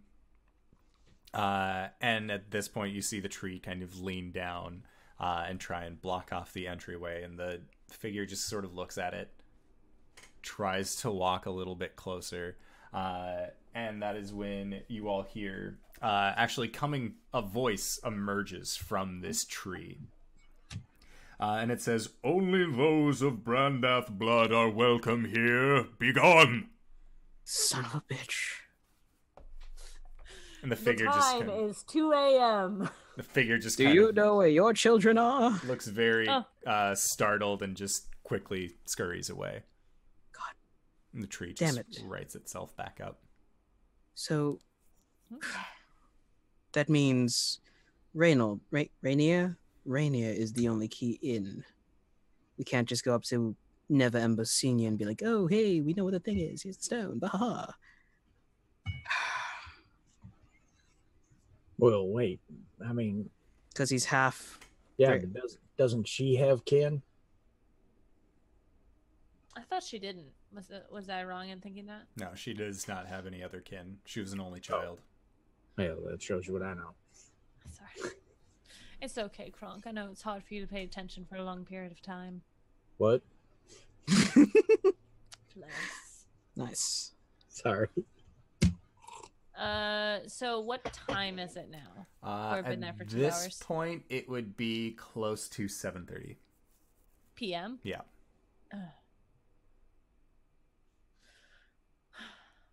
Well, if they're going to come in the middle of the night, I would think. Wunderbar. Do we want to stay? This is going to be a nightly thing for a while, isn't it? Perhaps. We can always cuddle for body warmth. Ew. I call Kronk. Eyebrow wiggles. Yes, I heard you got... Nope, I don't know that. What did you show him, by the way? Let's see if Kronk knows what you're talking about. An 11? When? I know, Hubris said you told him something about me. Yep, he did. Why are you being weird about it? Because I smooched him. There you go. You didn't. He pinned me against the wall. How was that? It was weird. Also, I'd say like a 8.5. Like, if I was in the mood, probably a 10. Oh, thanks, buddy. Anytime, big guy. Slap him on the ass. It happens. Kronk will say, "Yeah, I told him. you appreciate a man action, and he needed to be more forthcoming. Oh, thank you. I try. Luckily for Hubris, I'm very patient. Are you okay? No, something like a tissue hit my foot, and I thought it was Spider. I don't have pets. What the fuck? Alrighty, so you guys just gonna continue the long stakeout? Yeah. Probably stay till. Wait, we're a bunch of Zents, so it's the long snake out.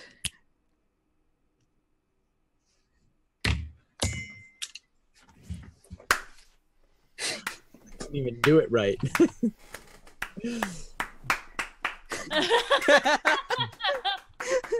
For all you audiocast listeners. Standing ovation. The Orson Welles. So Ghost suggests that we stay until 1. Maybe 2. Oh, I am definitely going to take you up on that offer for cuddling for body warmth, because that's not going to fly very well. Kronk? Hmm. Will you make a tent for him? Mm-hmm. Oh, Kronk has his fancy cloak because he left his disguise cloak with Ziraj. So it's his show cloak, which isn't as warm, but it's just as big. Yeah. So I assume that he would sit down and kind of put his arms out to make like a little teepee. Yep. Oh, this isn't conspicuous. We're in the shadows. Yeah, don't move. You'll blend in with the snow. Okay. Thanks. So, as you guys continue to idle in the snow for a while, you make perception checks as the night kind of drags on. Are you still giving me advantage?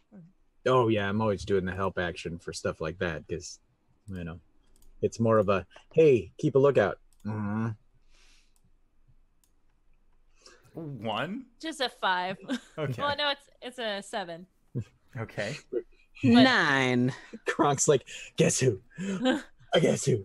Kronk. Kronk's dropping the tent over Hubris. Guess who? Kronk. I'm not a child. This is strangely entertaining. All right. As you guys are watching this and watching this tomb, you see that there is a lone black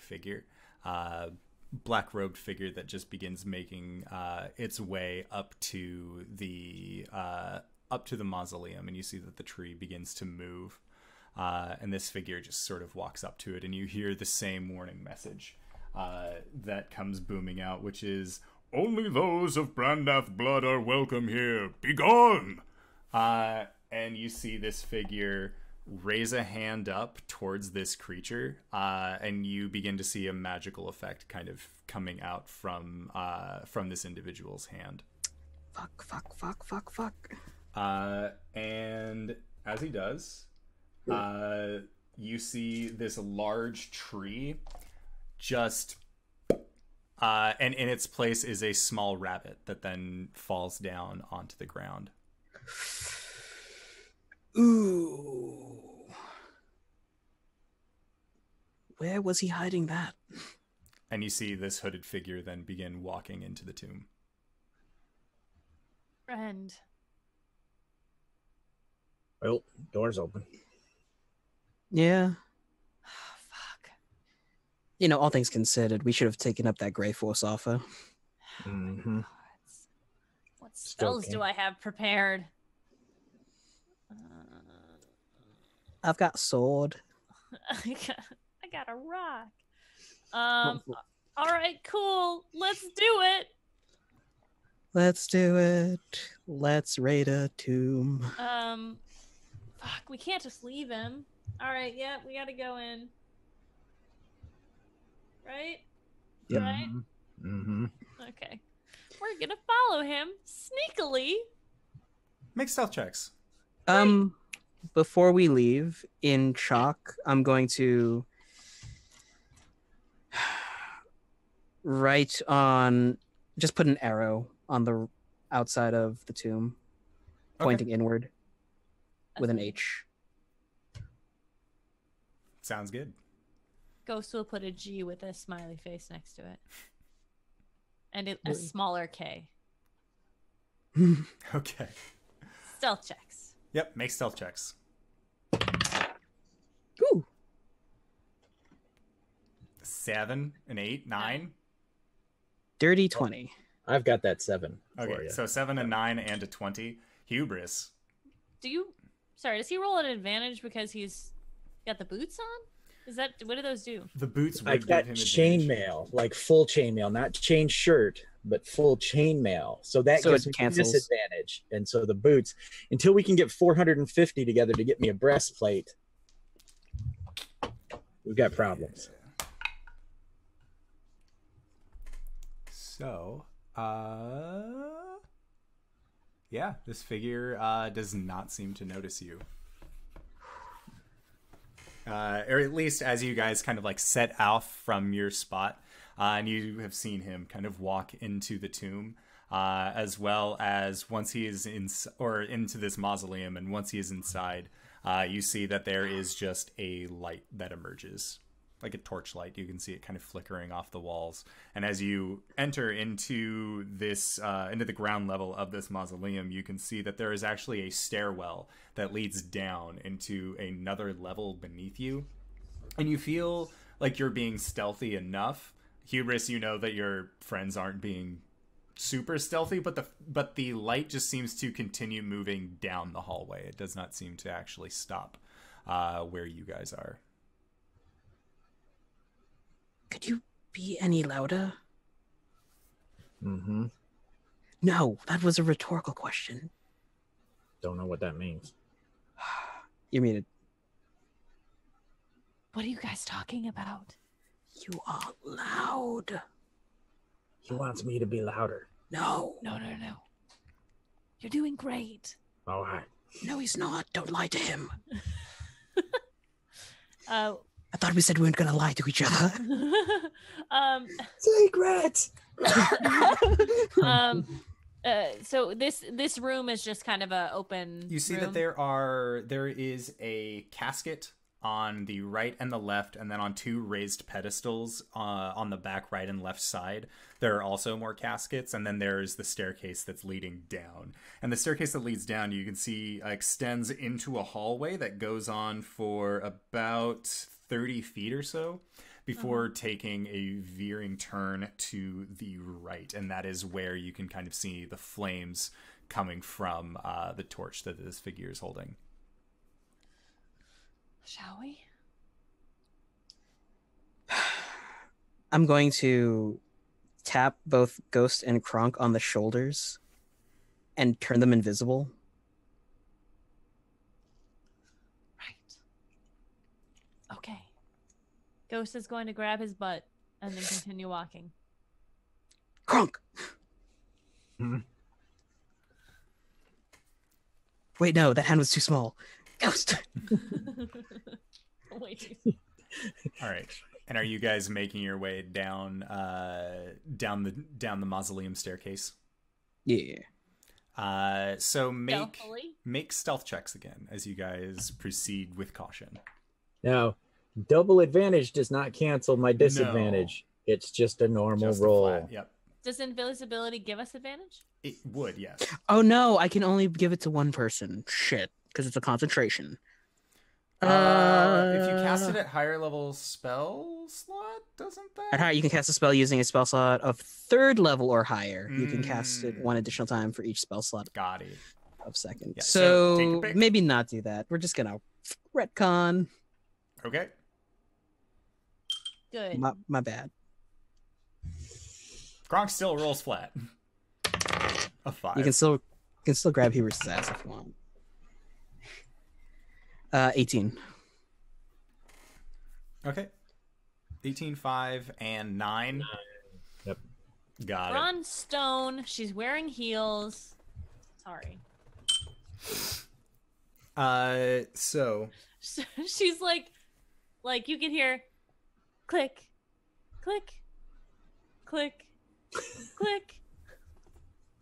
didn't know we were going to be going down here today. Why don't you piggyback on Kronk? That's a very good idea. She'll climb up Kronk. Okay. So yeah, as you guys are having this conversation and making your way down the steps to the mausoleum, you turn the corner and you just see that the torch is lying on the ground in front of what looks to be a dead end towards the back. Nope. Hubris is like taking a step back up the stairs. Back. Well, I think they know we're here.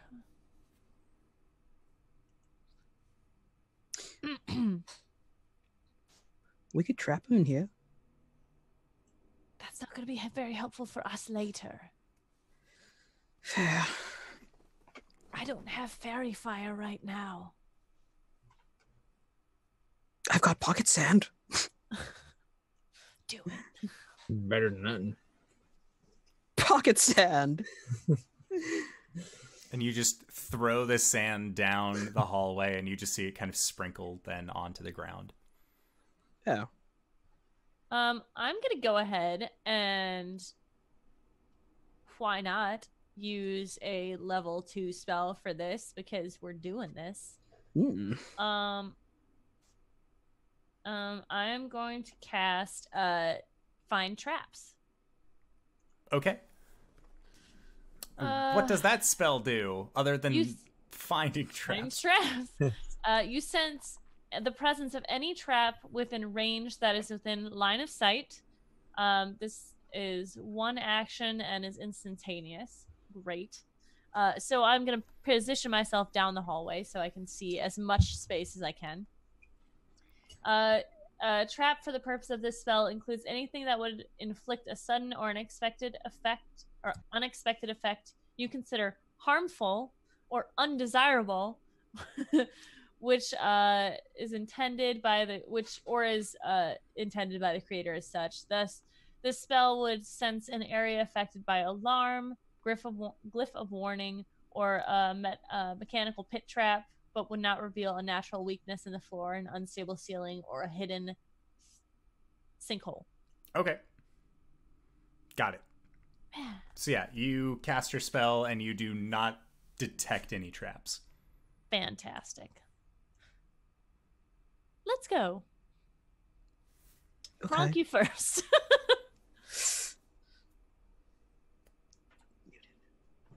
You got off the... You obviously, to cast your spell, you weren't still on my back. Okay. Yeah. All right. Yeah, Kronk walks down the hall. And down this hallway, you can see that there are what look to be two smaller hallways that extend on either side. And as you continue moving forward, make a perception check as you go. No enemies down here. I got a 2. 5. 11. Okay. Yeah, you guys don't see any enemies until you and you get sorry. Blah, blah, blah. You guys get to the end of this hallway. And as you are looking at this casket that is on the ground, you see that it has actually been popped open, and there is a set of staircase that leads down inside of it. Huh. Lovely. Can you fit through this big guy? Barely. Sideways. Backup. Gods, I wish we had backup. What time is it? At this point, it is around 11:30 at night. Okay. Maybe it's close enough. Ghost is going to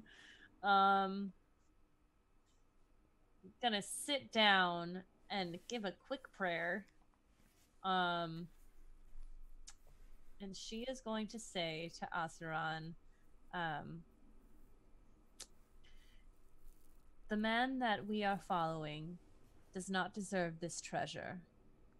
And though I may not have earned it yet, I feel that the treasure in our hands will do more of your work than the treasure in his. Please give to us some sort of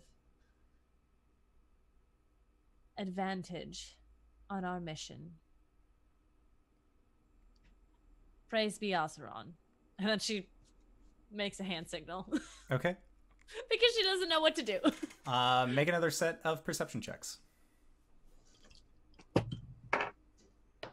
Ooh. I'll assist. Okay. 18. Okay, good. I rolled a 1. I got a rock. Oh, that was almost another one. Perception is plus 13. Okay. So, what'd you get, Hubris? 18. And what'd you get, Ghost? 11. All right. So 13. 7 got plus it. 12. So Kronk and Ghost, you two are sitting on the floor, and Hubris, you're kind of just looking at Ghost sitting on the ground praying. And you see a figure walk out of one of these small side hallways. And you see this black-robed figure, dark black hair that kind of stretches down over the collar. And while Kronk and Ghost are distracted, you see it raise up a hand that begins to crackle with electrical energy. And a bolt of lightning just fires off towards both Ghost and Kronk. So Can I jump in front of it? This is happening too quickly for you to be able to jump. So he is going to cast a lightning bolt spell. So Ghost and Kronk, I'm going to need you both to make dexterity saving throws. Oh boy!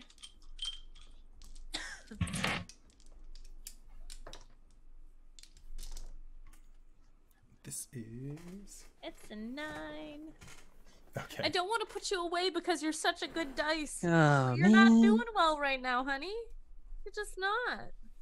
Here, why don't you stay in your box? Is it because I keep putting you away? All right. Yes! So... And then Kronk, what'd you get? Hey, that's pretty. 3. No. Okay. Yeah, so the two of you are going to be taking the full brunt of this damage.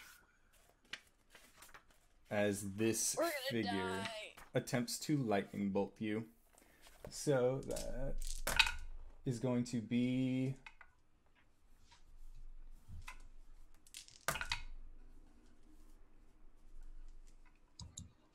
We're going to be here for a while, folks. For 35 points of electric damage. Oh! And I would like for everybody to roll into initiative. Well, not Ghost. Did you drop Ghost? She got smoked. Oh, shit. I have 30 HP. I'm gonna go ahead and Stone's Endurance it. Okay. Holy bajoli. There we go.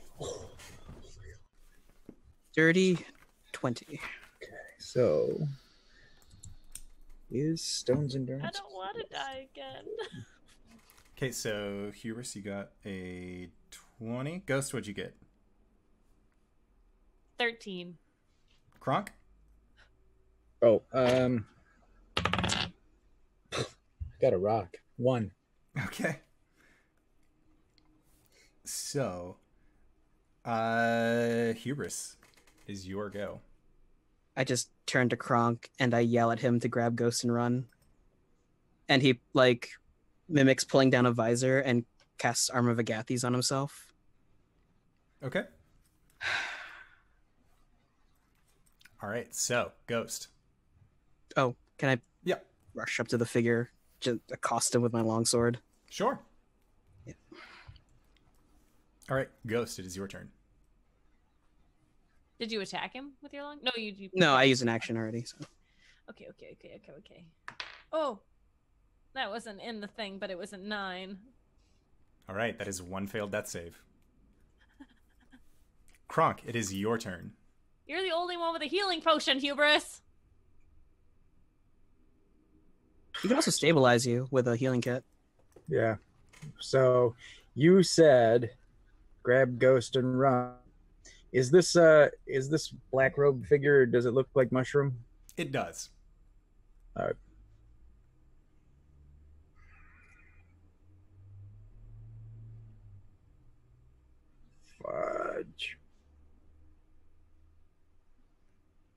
interact with the healing kit, action, stabilize.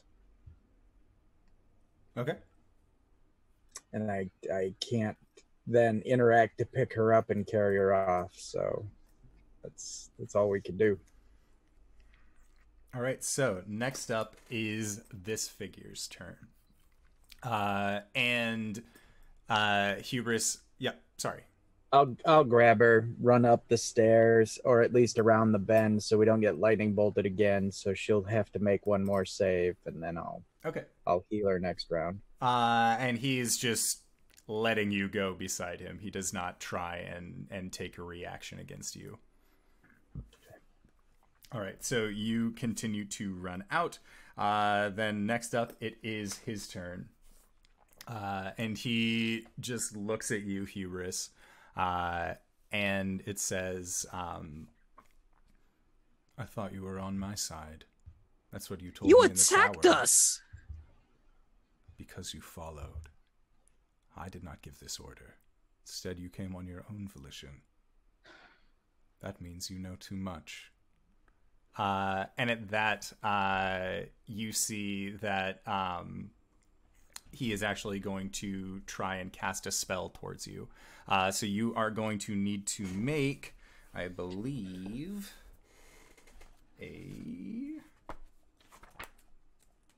let's see here. This is going to be a wisdom save. Oh, because I'm great. Actually, I'm great at those. Natural 20. Oh, yeah. Plus 2, 22. So you feel this wave of magical energy kind of course over you, and you just manage to shake it off. And he looks at you, looks down at his gauntleted hand, then looks back at you, and you just see for a brief moment the corner of his mouth kind of tick up in a smile. And that is all that he is going to be able to do for the turn. Yeah. Hubris returns a smile. That wasn't very nice. And he's just going to try to attack him with his sword. Do it. Do it. Get to it. Oh, cool. 22. Yeah, that'll hit. Cool. Longsword is 1d10 plus 4.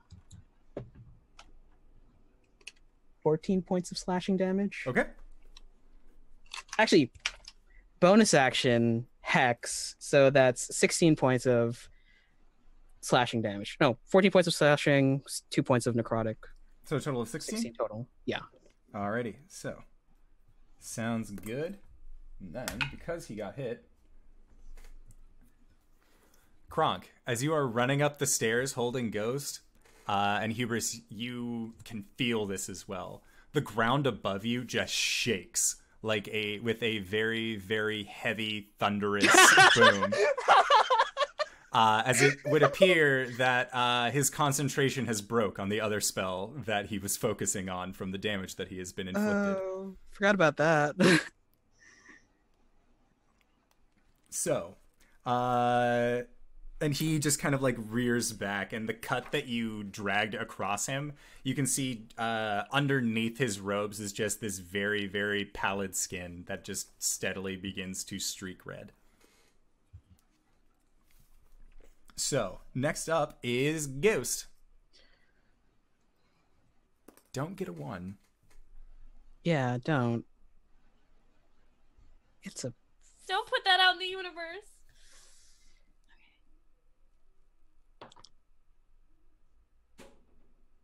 It's a 6. Okay, that's still a fail. But it's not super deadly. Next up, Kronk. And Kronk, you have heard the thunderous sound of a treant returning to its form upstairs, followed by a very deep growl noise. Hey, great, we're trapped. Just a second. For some reason, every once in a while I click the wrong thing. And D&D Beyond goes to another menu on me. Okay, I'm back. We're trapped here. I guess my action was to stabilize. Okay. Yeah, so you stabilize Ghost. So Ghost, you no longer have to make your death saves. Next up is this guy, unless Kronk, you wanted to use anything on your movement. Or if you had a bonus action you wanted to do. So, do I think this treant has any way of getting in here? It looks way too big to get in here. All right. Then I'll leave Ghost on the stairs and head back. Okay. Yeah, and you see that Hubris is just fighting this dude. Okay, can I get into? I already did my action, so I guess yeah, it you can matter. You can just be on him though. You can there? be within okay. 5 foot. All right, I'm in melee, and I try to flank, so he can't blast both of us together. Yeah, no, for sure. So, okay, good. All right, so yeah, you are off on one side. He is in the middle. Oh. What? Fudge that! Action surge. Yes. Yeah, boy. I'll let him have it. Okay. I mean, why die with an action surge, right? So an 18 plus 7 is 25. It'll totally hit. Okay. Oh no, I took those red dice and chucked them, didn't I? I'm like, where's my greatsword dice? All right. Come on, fellas. Oh, there's a 6 and a 2. I re-roll the 2. That becomes a 5 plus 7. 11 plus 7 is 18. And then we're going to use a superiority dice. That's another 5 on top of that. So 23 total. 23 total. And what effect shall we have? He doesn't have a weapon, right? He has a gauntleted hand. Okay. Disarm him. Do I think I can disarming attack the gauntleted hand? You feel like you could. There it is. I bring the greatsword down and try to and knock it off somehow. He goes to try and block it, and then that was not a great block on his part. So his hand just comes down, and it's a strength check to try and fight against DC 15 strength check, because you're fighting against Kronk's strength. Yeah. So your sword comes down, and he just grabs it with one of his hands as it sinks down, and you see his arm rear down a little bit, but he manages to just keep the blade at bay. You've still dealt a significant amount of damage to him, but you weren't able to disarm him. Okay. Had to try. Yep. Next up is going to be his turn. And at that, he kind of moves his arm down and throws the blade off to the ground. And as he does, you see that there is what appear to be, I believe, 5 bolts of magical energy just kind of appear around him. And then they are going to shoot out. They are going to shoot out towards you, Kronk, as well as Hubris. And he is going to use a magic missile. Bonus action. I'm taking my second life, or my second wind. Got it. Good. Otherwise, we're... Yes, good choice. Otherwise, we're dead. Okay, so... Hubris, 2 of these are going to be coming at you for a total of 10 points of damage. He walks up and backhands it, casting shield, and I take no damage. And Kronk, you take 11. Okay. Oh, does shield block magic missile? Yeah. Negates totally. damage. Yeah. Well, that's badass. That's the coolest part about shield. Indoor will remember this. Not as the DM, but like as a player, that's pretty fucking cool. I did not know that. So yeah, so Kronk, you get peppered with this 11 points of damage, but Hubris, you just throw up your shield and you don't take anything. So Then next up is going to be Hubris. I cast my hex on him, giving him disadvantage on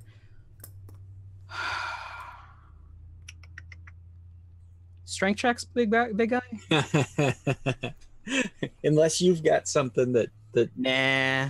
Oh no, I could make dex checks. Okay, whichever you think is better, because I have 3 more superiority dice, so that's fine. That's cool. So gonna hack and slash again with my longsword. Dirty 20. 30-20 hits.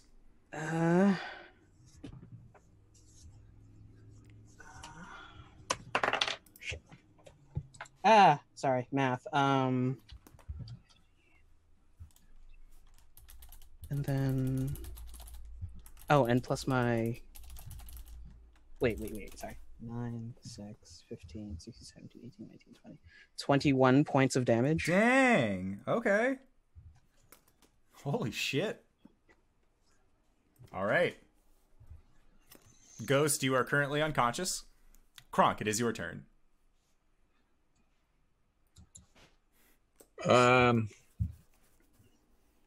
Is she good?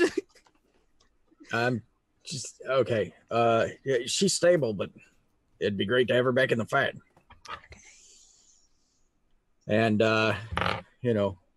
boom, great sword coming down. Okay.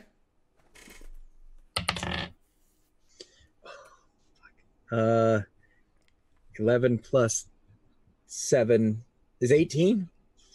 18 hits. Oh, thank God. Okay, our gods in this realm. All right. Got a 1 and a 6. A 6 and a 6. All right. So that's 12 plus the 7. For a total of 19. Plus a superiority die. Fudge. For 1 more. Total of 20. And then what superiority die are you using? The disarm again. I'm going to try to schlonk off that gauntlet. Oh, it schlonks off like nobody's fucking business this turn. He's taken 40 more damage between last round and this round. So as he goes to try and catch the gauntlet, catch with his gauntlet again, you see that he tries to block it off the side, and the metal just kind of caves in, and you see his fingers kind of twist up and contort inside of the gauntlet as more blood just starts to kind of pool down from inside. All right. Woo! All right. Be the Glen. Next up is this guy's turn. And when, after he's taken the damage from you, Kronk, and he's taken the damage from you as well, Hubris, you see that he is going to, he casts a spell onto himself, and what you see is that his form starts to shimmer a little bit, and then it splits into a second one of him, and then into a third one, and a fourth one that all just seem to be rotating in the same area as he casts a fancy spell on himself. And that is going to be it for his turn, as he is currently not in the best, he's between a Kronk and a hard place. That is for sure. So next up is Hubris. Hubris looks over at Kronk. I'll be right back. Turns and like jets. Okay, where are you going? Up the stairs towards Ghost. Got it. All right, so yeah, you managed to get to Ghost, no problem. Pops open a potion, opens her mouth, and like swigs the bottle, gives her a smooch. Okay. So yeah, Ghost, you wake up to a you get your 2d4 HP back, and you also get a smooch. Ooh. Better than Kronk hitting you in the chest. Live, damn it. Live. 3 and a 4. Woo! All right. All right. Cool. All right, Ghost, it is your turn. Okay. Was all my movement moved taken up? Yeah. Okay. Ghost is gonna eyes open, choke a little bit because when forcing liquids down someone's throat is always awkward. So she'll like spit up a little. Sorry, I'm so sorry. Can we kill it? No, he's still alive. Kronk's fighting right now. Let's go. Shit. We're going. Okay. No, I mean let's go help Kronk because he's still fighting. Okay. Ghost is going to fucking. She's gonna. Does Hubris use words when he usually hits people, right? Yeah. Okay, cool. I'm gonna cast silence on the duder, like in his area. It's a 20-foot radius. So for the duration, no sound can be created within or pass through, which means he cannot cast spells that have a vocal component. It's pretty good. And then she is going to shift because I need them extra hit points. No, use the blood hunter die. Yeah. So she's her face elongates slightly, and her bones start to crack. Her knuckles get beefier, and her nails get sharper. Lovely. Go kill him, please. Okay. All right. Next up, Kronk. Or unless, Ghost, you used silence as your action. So Kronk. Bonus action. Cool, bonus action. That was my bonus action. What's the shift? Oh. The shift, yeah. Oh, okay. Which gives me 5 extra HP. Nice. It's pretty handy. Right? 13 and 7 is 20. Yep. 20. 20 totally hits. Yeah, the world around Kronk just goes silent. Yeah. It's a Zack Snyder film right now. Exactly. There's the slow-mo right before the hit. Yeah, exactly. All right, so 9 and 7 is 16 plus a superiority die. Oh, 8. Okay. So 24 total. 24 total, and which dismember him. And that would be amazing. He doesn't seem to have another attack or another weapon. No, right? he just had the one clawed gauntlet that is currently destroyed. And the entire time that you were fighting him, he wasn't making like cries of pain as you guys were injuring him. He just seemed to be dead focused on his task. All right, I will.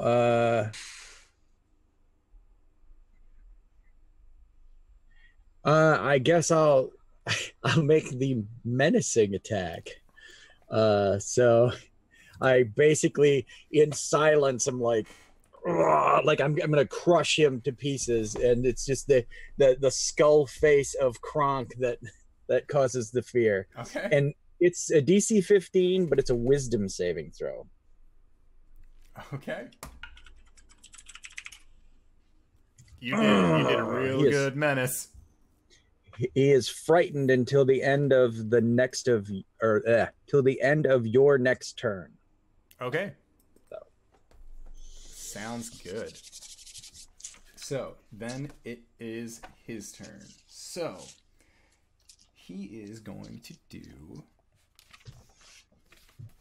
Seeing as how Kronk has become a very, very big thorn in his side. What is the frightened effect? Doesn't he have to try to flee? So frightened is he has to spend all of the movement on his turn getting as far away from you as possible, but he can do other actions before you doing that movement. And then any melee attacks that he makes against you are going to be at disadvantage. Okay. So what he is going to do is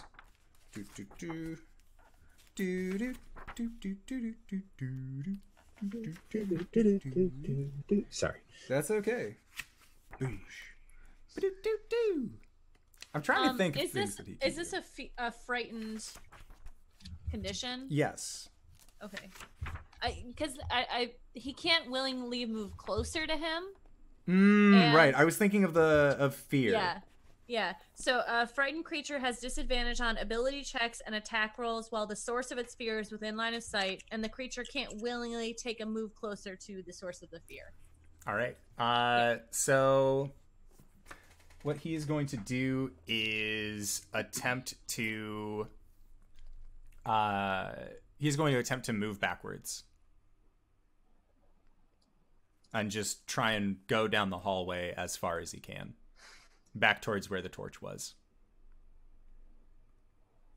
So Kronk, you can take an attack of opportunity if you would like. Thank you. Woo-hoo. I will do that. Come on, Kronk. Fudge. 6 plus 7 is only 13. A 13 does not hit. All right. So yeah, he manages to get all the way to the end of the hallway that he is currently at. And you can see that he's kind of stomping his feet harder as he goes until eventually he gets to the edge of the hallway in the last 5-foot square. If you would place the silence in the middle of the hall, correct? The last 5-foot square at the edge of this hallway, his boots begin to make noise again.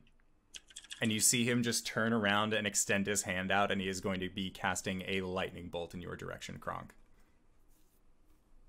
Yeah, I can't survive a half hit, I don't think, even. But, all right, do what you gotta do. But the healer's up, and that's important. Yes. Yes.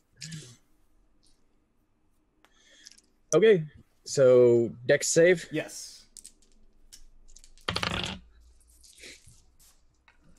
An 11. For that fails, so it is going to be a total of 26. Oh. No, it's just enough. Ah. Down goes Kronk. You hear the sound of the lightning bolt shooting off, and Kronk in silence just takes this bolt to the chest and then drops onto the ground. And you can see that some of the rocks and loose gravel around Kronk kind of like pop up and then fall back down when they do, but it is a completely silenced area. And that is going to be it for this figure's turn. So next up, Hubris. Hubris is gonna head to the edge of the bubble. Can you see him like around the corner? Yeah, it's at the bottom of the hallway. You still have a clear line of vision to this guy. Yeah, so because the hallway extends down where the stairs were, which is where you guys had been to heal Ghost, and then he had gone further down the hallway towards where the torch was, away from the staircase where you guys were. Hubris points his sword at the guy, and then you see crystals of ice start to form around him as he casts magic missile. Nice. And they just okay towards him for 34 points of ice force damage. All right. So, what does it look like when you drop this fool? So basically, as Hubris points his sword, you see first basically an after image of Hubris grab one of the icicles and it turns into a sword, slashes downward. The next one comes up, slashes downward again, and then the other one impales him right through the chest. And then you just see a poof of ice. Okay. So, and Ghost, you see this as well as all of these like icy shadow versions of Hubris just sort of seem to pop in and out, stabbing through this figure known as Manshoon with all of these icicles. And as the last icicle plunges outward of this figure, you see his hood kind of fall back and his eyes go wide. And you just see this almost very plain looking humanoid face. And as you see that there is a little bit of blood that begins to come from his mouth, the blood begins to turn into a almost translucent liquid. And you start hearing the sound of dripping water. And as you watch Manshoon fall down, you actually watch him melt into slush, into a pile of snow onto the ground.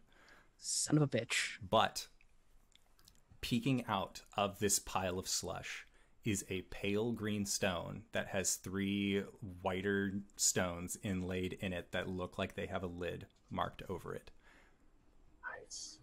And that is where we are going to call it for tonight's. wait. Yeah, we'll call it for tonight's game because you guys can stabilize Kronk, no problem. So when we come back next week, you guys will have obtained the fabled Stone of Galore. You know the entryway into the vault, at least for what you would expect. And you guys did it. You finally killed Mushroom, kinda. You kind of killed Mushroom. or as a player, I know what he was. As a player, I know what he was as well. All right, so I would like to say, first and foremost, thank you to everybody who's decided to stick with us through this journey as we continue our way through the streets of Waterdeep, because holy shit, guys. We're in the thick of it now. We're in the end game now. Yeah. Oh yeah. So, with that in mind, RJ, where can we find you? What do you do? Hey everybody, I am RJ here on the channel, but you can catch me at RJustice282 on Twitter and Twitch, where I tweet about the nerdy things in my life, and probably I'm gonna go and espouse this fucking... Oh man, some good shit. I also play Devil May Cry sometimes, and Overwatch with some of these lovely people. You can catch me on the Monday night game as the Shatterkai Cleric, Hubris. Excellent. LB, where can we find you? What do you do? Hi, I'm LBHackEmUp, and today was a good day. I was worried before because we said today was a good day, and then I went down in one hit, and then I was sad. But today was a good day. You can catch me here on Mondays and Tuesdays, and then on Fridays I will be on Pro Restarter's channel for Birthright, as long as nobody's sick, because it's that time of year. And then Sundays you can find me on Encounter Roleplay's channel, playing Abby in a game of Young Heroes of Fate, where we're a bunch of kids who, you know, got superpowers. And Theo is played by Lazy Bones, and he is my character's crush, although he did smoke weed and she's not down with that, so we'll see. Dare program. And also, can I just say, can I shout out the art we got today? Yes. Okay. Let me show myself so I can see. Which one? Ah. We got some Ghost and Ziraj art in today. Yeah. Boobies and butt. Yeah, like there's a ton on the wall too. Of our dear friend Julian. Yeah. Okay. I love Julian. At triangle _art _JW. Go commission him. He's amazing. Oh, amazing. Every time I'm like just I don't think there's a one of us that hasn't had a piece commission. No, that's true. I've done it twice. Yeah. Me, Greybeard, Indoor, RJ. And I'm lucky enough to play in a game with him, so I get my character drawn all the time. So it's nice. It's true. And speaking of that, Greybeard, where can we find you? What do you do? I'm Greybeard of Greybeards Tavern, and you can find me here on Tuesday nights playing Kronk Gorblatz, Goliath Gladiator. And then on Thursdays, I play Bavard. He's kind of a scoundrel, and his boyfriend has killed his best friend, the magic vibrating cat. And last week, I just found out about that, and I rode off into the forest, brokenhearted. So we'll see how and where that goes. That's 1 o'clock on Thursdays over on Pro Restarter's channel. And we have a good time with that. And then Sundays, you can find me on my own channel, playing a little bit of Darkest Dungeon, and my crossbow just went flying off the pile because I was looking for my Darth Vader mask, which makes me upset. And, you know, I have just a couple of toys to play with Darkest Dungeon. So, Every week you know, he pulls out new ones. come on over and check that out. We usually have a good time, 10 a.m. till whenever we get done, but usually 10 to 12. Thanks. That's me. All right, and if you have made it this far, you probably already know who I am. But if you didn't, hello, I am the Indoor Adventurer. I DM for these crazy cats every Tuesday here at twitch.tv/the Indoor Adventurer at 5:30 Pacific Standard Time. I also DM a homebrew campaign that is on Mondays here at the Indoor Adventurer channel. We do have a podcast, Wolfie Firelight, that you can find at either indooradventures.podbean.com, or if you go to anchor.fm/indooradventures, you can find a link to all sorts of other locations that you can find us at, including iTunes, Spotify, aka Spoofy, Overcast, Stitcher. We're on everything. So as long as, and if we aren't, tell us. I will put us on that media platform. I will do my best anyways. But yes, we do have all sorts of those kinds of things. We also have a Patreon setup. So if you go to patreon.com/theindooradventurer, then you can gain access to things like our Discord, as well as really cool stuff like an after show that we do, which is called Nights in the Courtyard. And that is where we answer all of the questions usually reserved for knights. But it is also going to be where we answer questions from the community at large, as well as each other. Also, if you have Amazon Prime, you can link that up with your Twitch for Twitch Prime and get a free subscription to any one channel. Now, you don't have to use it on us, but if you do, being a subscriber on Twitch is also a really easy way to get into the Discord. So, Patreon or Twitch. If you want to talk to us on the off hours when we're not on the show, we are more than willing to do so. It's the most active Twitch I am a part of, and I'm not just saying that because it's mine. You know, my phone tells me every week I spend 30+ hours on it, so you know, it's a good place for some good people. At least I like to believe so. So we are going to be going into our Patreon supported podcast after this. So I just wanted to say again to everybody who decided to stop by, thank you so much. And we are going to keep trying to produce excellent content week after week. There won't be a show tomorrow, sadly, but we are working on something special. So with that in mind, we will see you guys next time. All right, everybody.